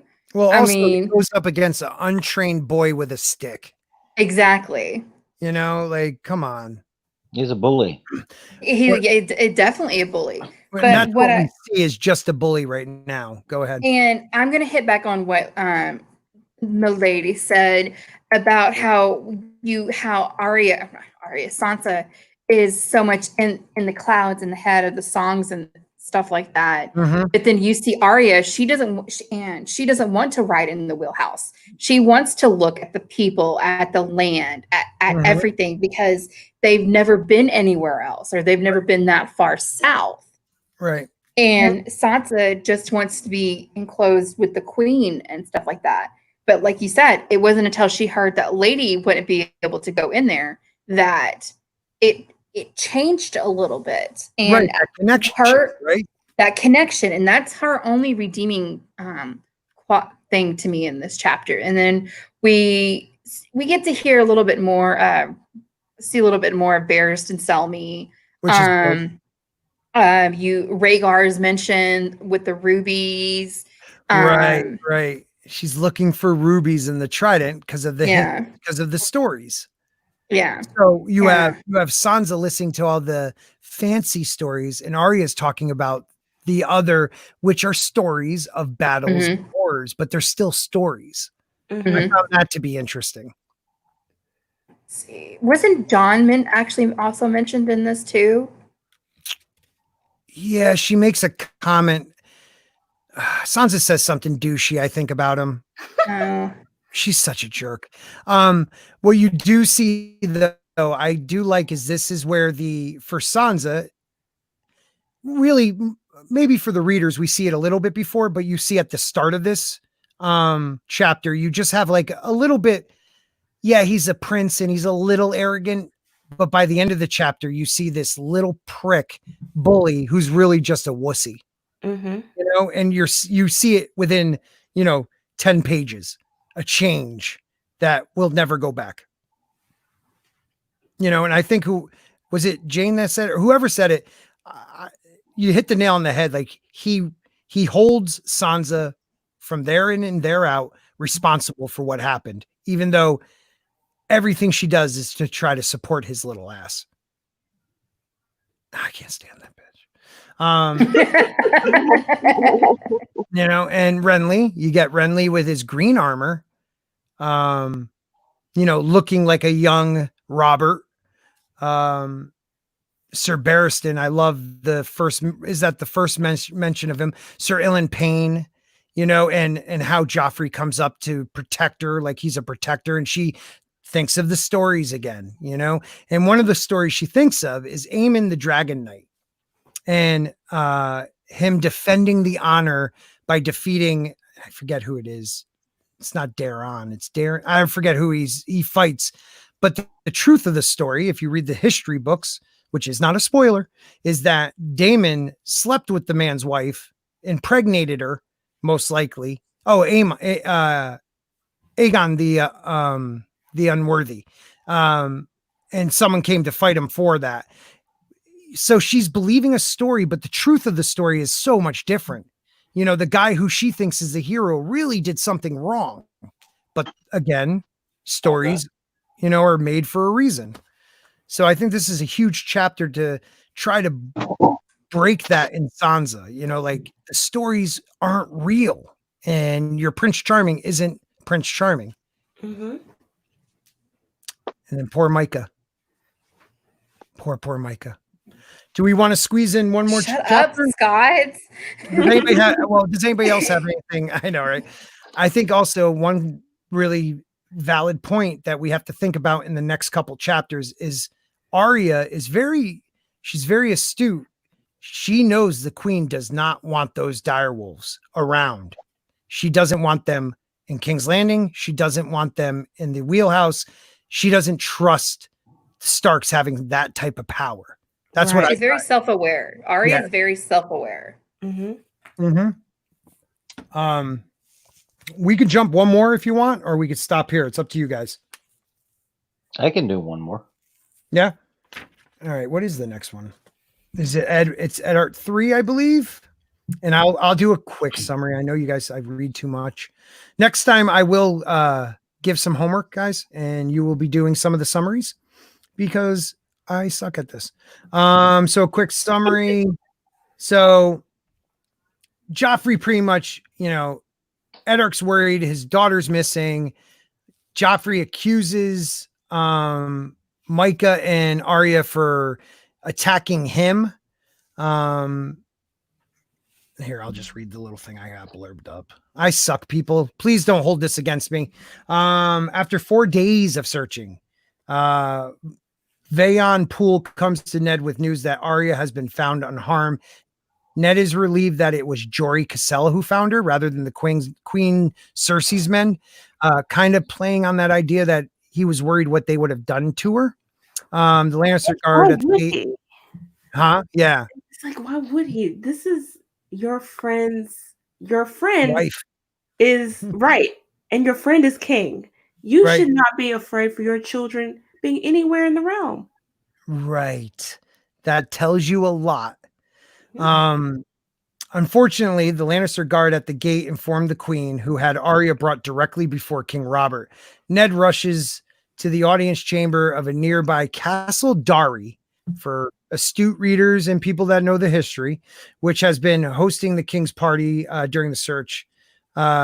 He is dismayed to find the chamber full of people, preventing a private and amicable solution. So now there's a show. Mm-hmm. Ned also notes that very few in the crowd are likely to be sympathetic to the Starks. Most are either Lannister men or loyal to the local lord Raymond Derry, a prominent Targaryen loyalist who lost family and fortune at the Trident. However, Ned is relieved that neither Jaime Lannister nor Sandor Clegane are present. We'll get back to that, but Ned is aware. They don't give this in the show. Ned is aware of everything. Arya just starts apologizing to Ned, crying. Ned turns angrily to the king and demands to know why Arya was not brought to him first.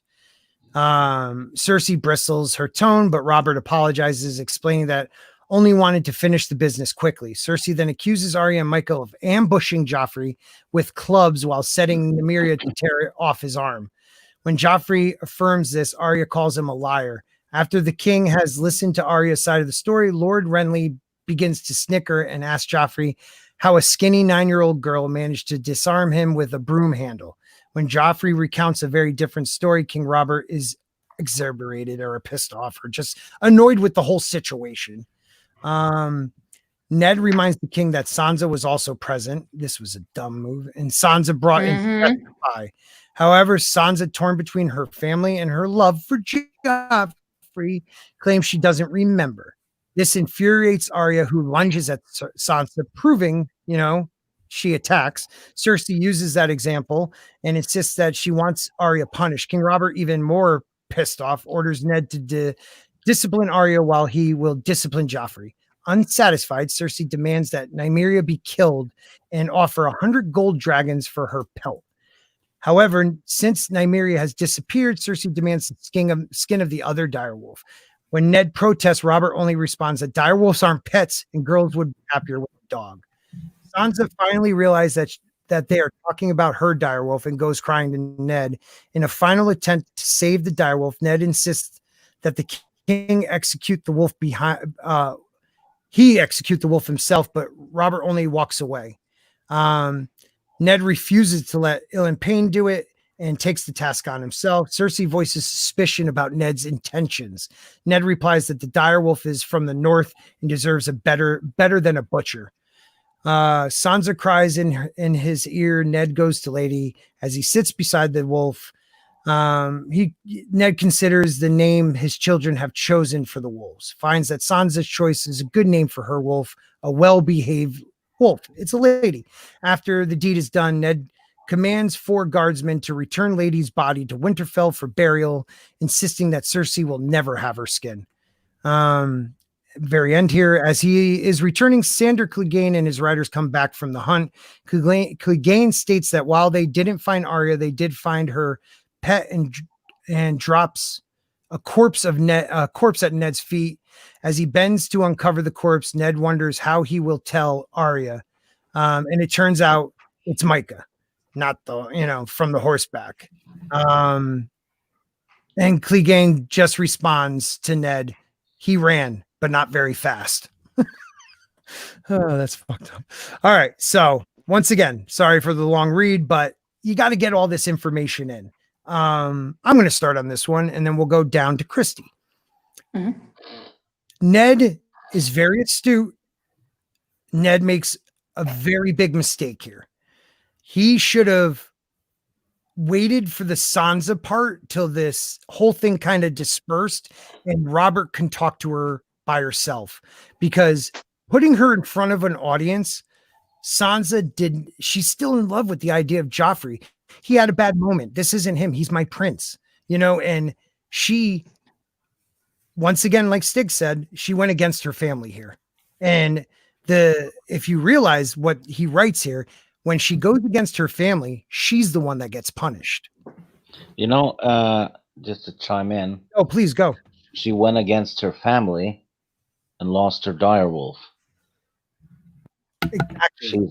She's technically, in a symbolic sense, she stops being a Stark. Right. I mean, it blows your mind. Like, Robert here, you see his kingship, like Ned sees it firsthand. That's my cat, if you can hear her. This is Ned. I thought it was mine. No, it's mine. Ned seeing his friend Robert, the king, and how he really rules. He's a pushover to Cersei. It's an afterthought. He just wants to be done with it. He doesn't want to deal with it.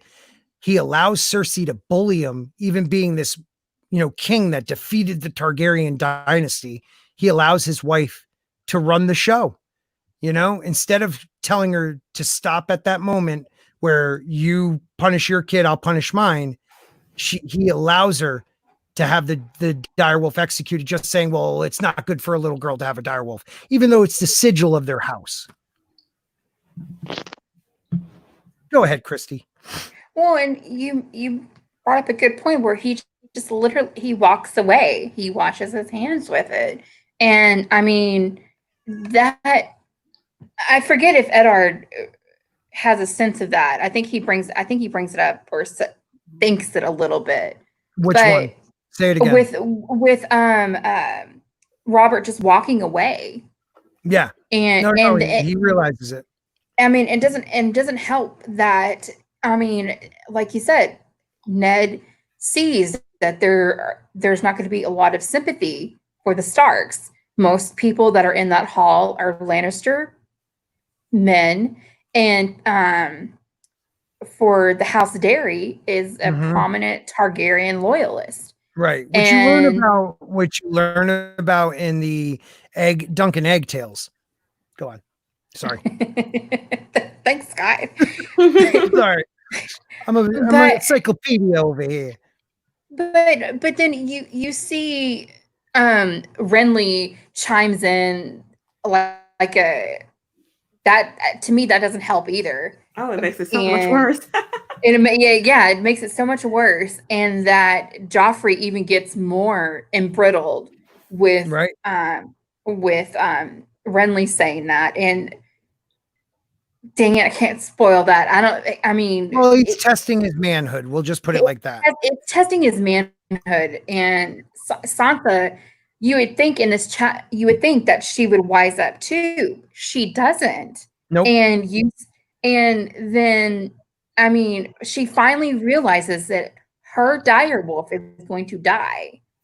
And then that's when she goes to Ned and just crying her eyes out. I mean,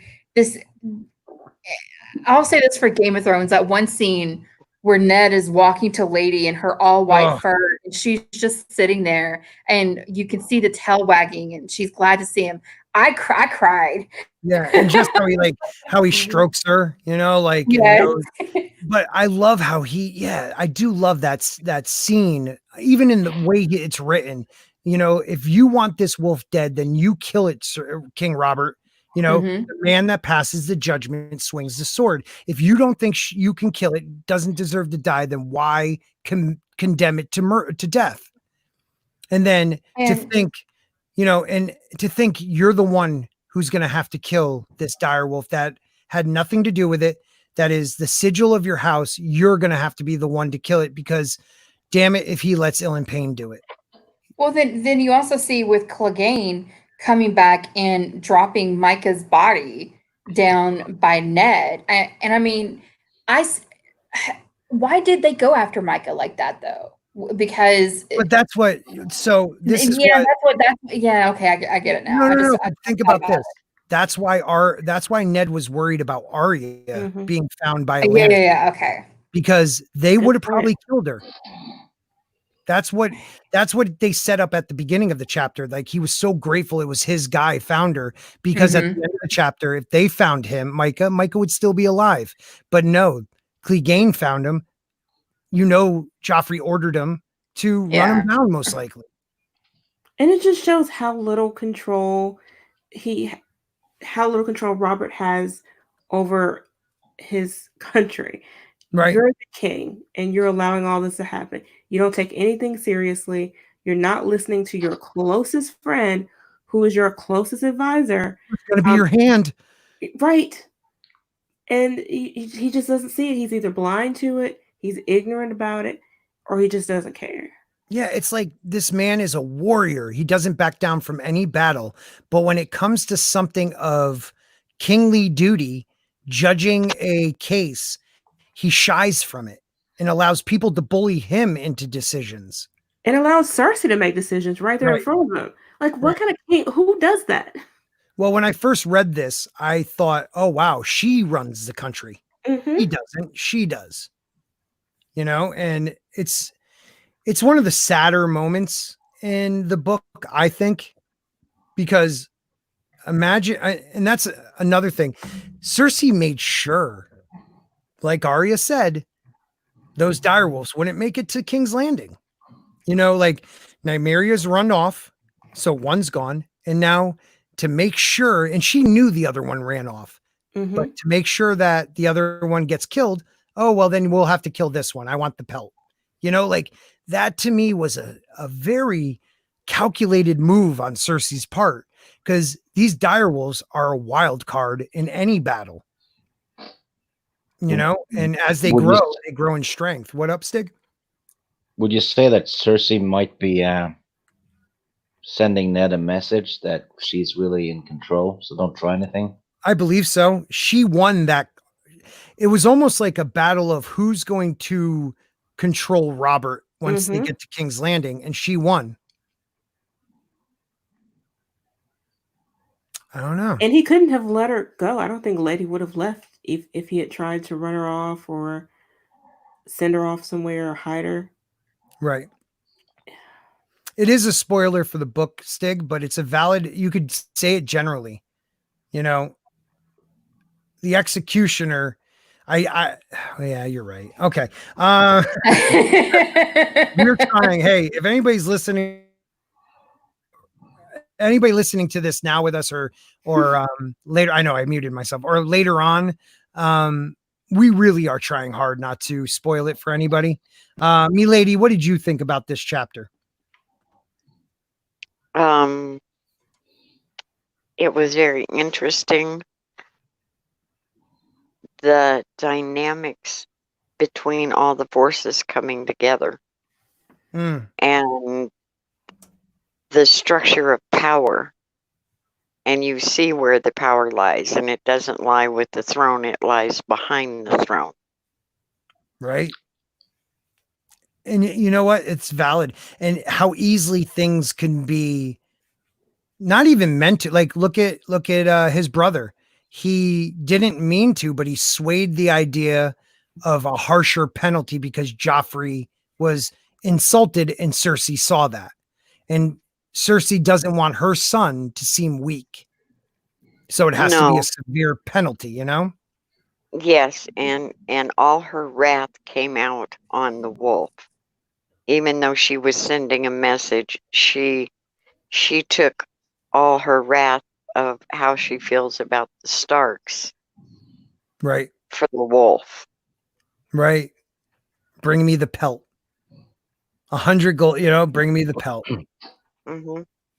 Oh, that reminds me, in the previous chapter, something that was interesting was when the cat's paw guy, totally jumping back to, I think, but the cat's paw guy, they found X amount of stags, silver stags. I thought that was kind of interesting. All right. Sorry. You made me just think of that.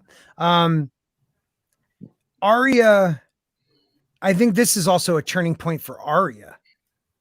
You know, how must she feel that her sister didn't get her back?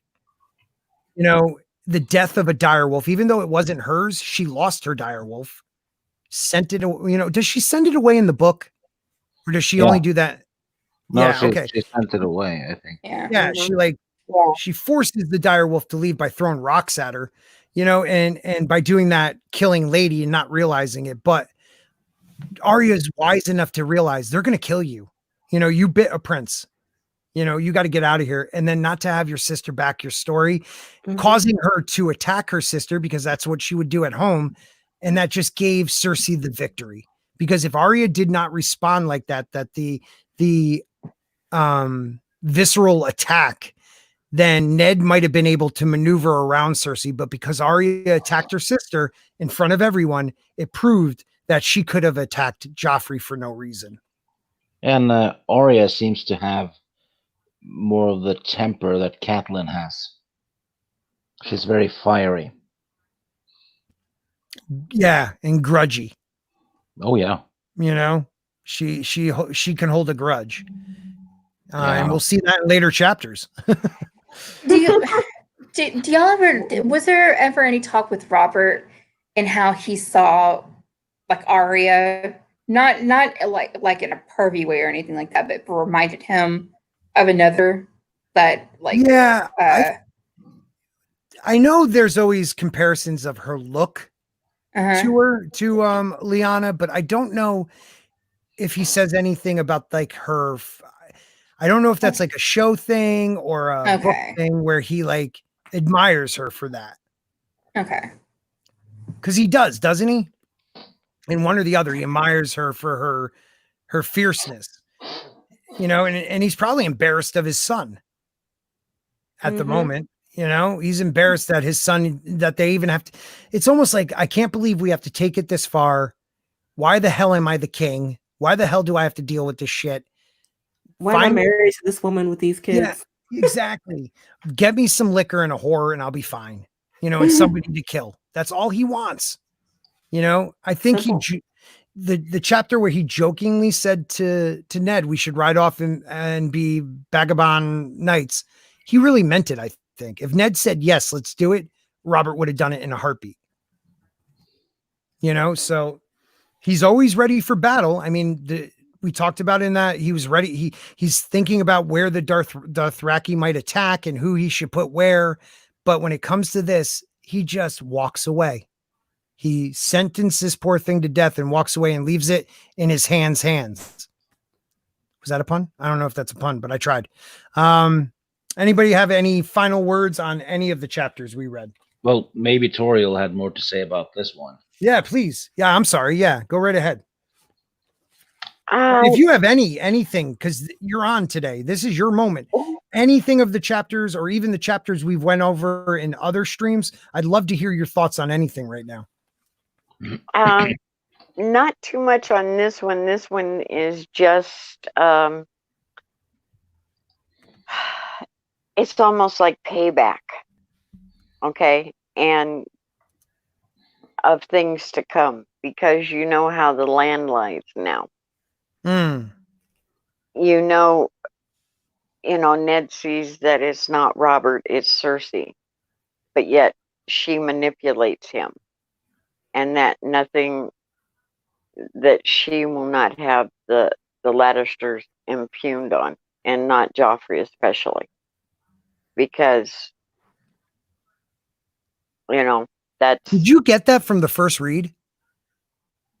Did you, when you read this chapter, did you see like, oh, this is what King's Landing is going to be, the battle between these two? yeah, pretty Oh, much. good for you. You are astute. I'm telling you. That is so keen of a point. And that the tie-in with Ghost and the white, the sacred trees, because the sacred trees are white with red eyes. Ghost is white with red eyes and no sound. But yet he always knows. Can I ask you a question? Right. Uh-huh. But can I ask you a question about Ghost? I think you were in our chat for that chapter. They found the 5 direwolves. They start riding away, and John hears something. But yet Ghost never makes a sound. What did you think of that moment? Did you catch that? Yeah, I did, but it was interesting because I wasn't quite sure. I thought there was a connection, but the way he writes, it was kind of left up in the air. And then I caught a little more with going through the chapters, but the connection of the wall and the grove. How do you mean? When he was in the grove, it was on the other side of the wall. Right. And you didn't find, and when I found that out, it kind of spurred me on when I saw Ghost and the connection when he walked into the grove. Everything was white. Yep. Yeah, and he's white with the red eyes and watching. And they always watch. Yep. And they're silent. Mm-hmm. They're silent. And so do you think the direwolves are a gift from somebody, or are they, are they from the gods? Are they, because their direwolves haven't been seen in 200 years this side of the wall. There's just the right amount for every kid at Winterfell, and they all kind of connect to those kids. Yeah, I think it's an omen of things to come, and maybe protection or learning experience from man and wolf. Right. So what do you think that things to come with the death of Lady? Since I haven't gone on with what I'm seeing is that she's finally waking up too late. I don't exactly know where she's going to go. Hopefully she finds her way out of this situation, which I don't know if she has enough brains to. How far are you? I just finished the first book. Oh, wow. Powerful stuff. So with her, I'm not quite sure. I know that she's being used as a tool and a toy, and that she's used as a pawn. I understand that part of it. Arya, she's wild, headstrong, but she has a cunning, and she's learned from her master, and she puts everything she's learned into use. So that's a different element here. And then with John's a completely different element, all into himself. And for some reason, for some go on. reason, I'm sorry. I'm just like you're hitting points without even saying stuff that I'm realizing what you're saying, and it's amazing you're picking up on a lot of this stuff. And for some reason, I feel that his journey is pivotal. Mm-hmm. And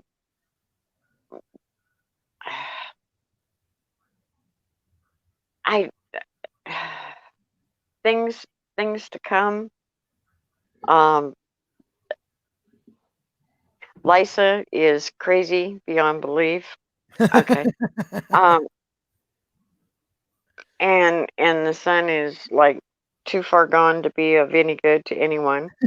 Oh man, I can't wait till you read more books and we could talk. That's funny. That's so funny you said that. But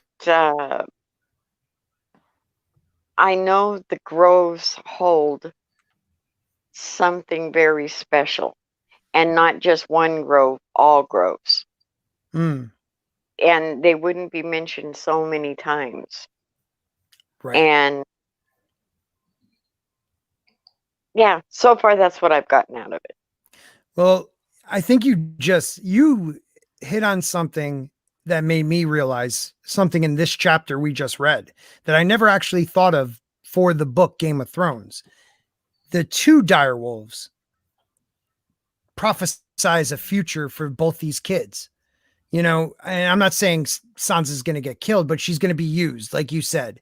She's going to be used in a political tool. And then Nymeria runs away. She has to disappear. And like, that could be something we see with Arya. You know, like I didn't think of even those. I always think about Ghost, because Ghost to me, like you said, Ghost is the one that looks like the old gods, you know? So to me, Ghost is more important than any of the other direwolves. You know, next is Summer, you know, and then maybe Nymeria, the rest kind of blend together. But Ghost to me is the most prominent. Ghost has a message, and there's a reason why he's a ghost, you know, and it's very interesting. So when we get a little farther into the books, I would love to into this book. I'd love to have you back on. I hope I didn't overtalk you too much or not give you enough time to speak, but definitely would love to have you back on. Oh, I appreciate it. And thank you all for being so patient and curbing all the spoilers. I know how hard that is. I really know how hard that is for you guys. Just wait till you read book 2, 3, 4, and 5, and you'll really know how hard it is. Yeah, yeah, it really is. And thank you to the chat for putting up with a brand new newbie. I hope you enjoyed it. It's so special to hear your views on it. I really think it's special for everyone because you're bringing me back to when I first read it, and your thoughts are so much more developed. So thank you. Once again, I interrupted you. I'm sorry. That's okay. I just appreciate you having me on, and I enjoyed it immensely, and hopefully all you guys did too. I really did enjoy your takes, and we will definitely have you back on. We're going to close it out now. Any final words from my panelists? Bastards. All right. Well, let's go with the Milady, because that's going to be your name, because you're not token in this. You are a Martin in this, so you're Milady. Do you have any thing you want to plug, your Twitter, anything like that? No, I've only got a couple of videos up so far. I'm going to be working on that. I got to like check I said, it out. I just started my channel back up, so, and it's just fun stuff. Once I get a computer and stuff, I'd like to do some streams, but until then, I just do fun videos, whatever catches my eye at the time. That's awesome. Yeah, we got to keep in touch. And I love that Dark Council gave you a big shout out. I think that was last week. They were so happy to see you back in the chat. So that's awesome. Thank you for coming. How about Jane? Jane, you want to plug away, do your thing? You guys can find me here on YouTube at Jane Theory, where I have movie and television reviews every week. And you can also check me out on Twitter and Instagram at Jane Theory. Love to see you. Oh, thank you, Jane. And Christy. Why would you bring that comment up as I'm about to talk? That was, you know what? The best part was I didn't even mean that, but it worked out so well. It was, You know, if y'all haven't already, I'm sorry if my internet is cutting out. Please subscribe to Jane and Scott. And that was my cat again. And your cat. But please, you know what my cat's name is? Catlin? What is it? Lady. Oh, that's great. That's great. I thought you were going to say Namiria. I really did. Okay. No, she adopted her a couple weeks ago, but that's what she responds to. I actually tried to do Nymeria or like Aria or something. Yeah, she doesn't. Right. She only responds to Lady. But please support Scott, Jane, even Stieg. Yeah, even Stieg. And but that's it. All right. Thank you, my friend. And support Christy. All my parents. Oh my God. You know, please support Christy. Are you monetized yet? No, it's in process. I guess. I mean, I haven't checked since I got that notification on Monday. So fingers crossed. Fingers crossed. It will come soon. And Stig, any last words, my friend? The night is dark and full of terror. Yes, it is. And Stig will be taking the lead on Monday nights. Still doesn't have a name because that name was already taken. Stream of Winds of Winter Predictions. It will be we're doing a Norse god, the Norse mythology and its connection with a Game of Thrones. That's gonna be awesome. Yeah, I'll do my best, and well, that one might be spoiler heavy. So if you haven't read the books and all that, stay the hell away. Yeah, Monday is definitely spoiler, man. Yeah. Other than that, I have a tiny YouTube channel, but it's just from peer pressure, really. So I'm usually on other people's channels a lot. So I guess I'll pop up wherever. Well, you can always see you here Monday and Wednesdays with and on the weekends on the weekends I'm on Christy's channel talking about 80s movies nowadays, which is great fun. It's been real fun. Gotta get in one of those. Yeah. Thank you to thank you to the podcast bastard for hosting this, and for the spoken bastard, for the theory bastard for being good company, and for the Texas bastard for being quite polite today, and for the bastard elf of Mirkwood for popping on with great thoughts and good insight. Are you going to call Jane a bastard? I did. I said theory bastard. He theory did. Bastard. Okay, I was waiting. I was like, oh, what's he going to say to Jane? Well, and also, and last but not least, to all the bastards in the chat. Yes. Well, I also like another. I'm sorry to interrupt. I like another monster in reference to a lady tutorial. He's like, she knows. # I'm with Stieg. That's the truth. That's the truth. This has become my favorite part of YouTube. These two streams we do together, guys. I love it. I hope we can keep doing it. It's a drama-free, fun. It's not as funny as we could be on other streams, but it's fun for us. So I hope everybody in the chat's having fun too, and the people watching this after the fact. I do have down below, if you want to support the channel, I actually have gotten some donations, enough to buy a decent pair of headphones, because right now mine are being held together with duct tape. So That's awesome. And that was Culture Casino, Ords Board, and the Gilk Man all made contributions enough for me to get headphones. So as I grow, hopefully. What's that? Culture Casino did that? Yeah. Isn't that a bit of a gamble? It is. Jesus. Damn it, man. You were quick. Yeah, he did. He gave a nice, for me, it was a sizable amount. I was actually shocked by it, and it was really nice of him. And any money for right now, at least, I'm not going to lie, but for right now, until I get the equipment I need, that's what it's going to make better content for you guys. We will please also check Jane and I out on Tuesday nights and Saturday nights on the author Stephen Walton's channel. This Saturday, the Rogue Entertainment.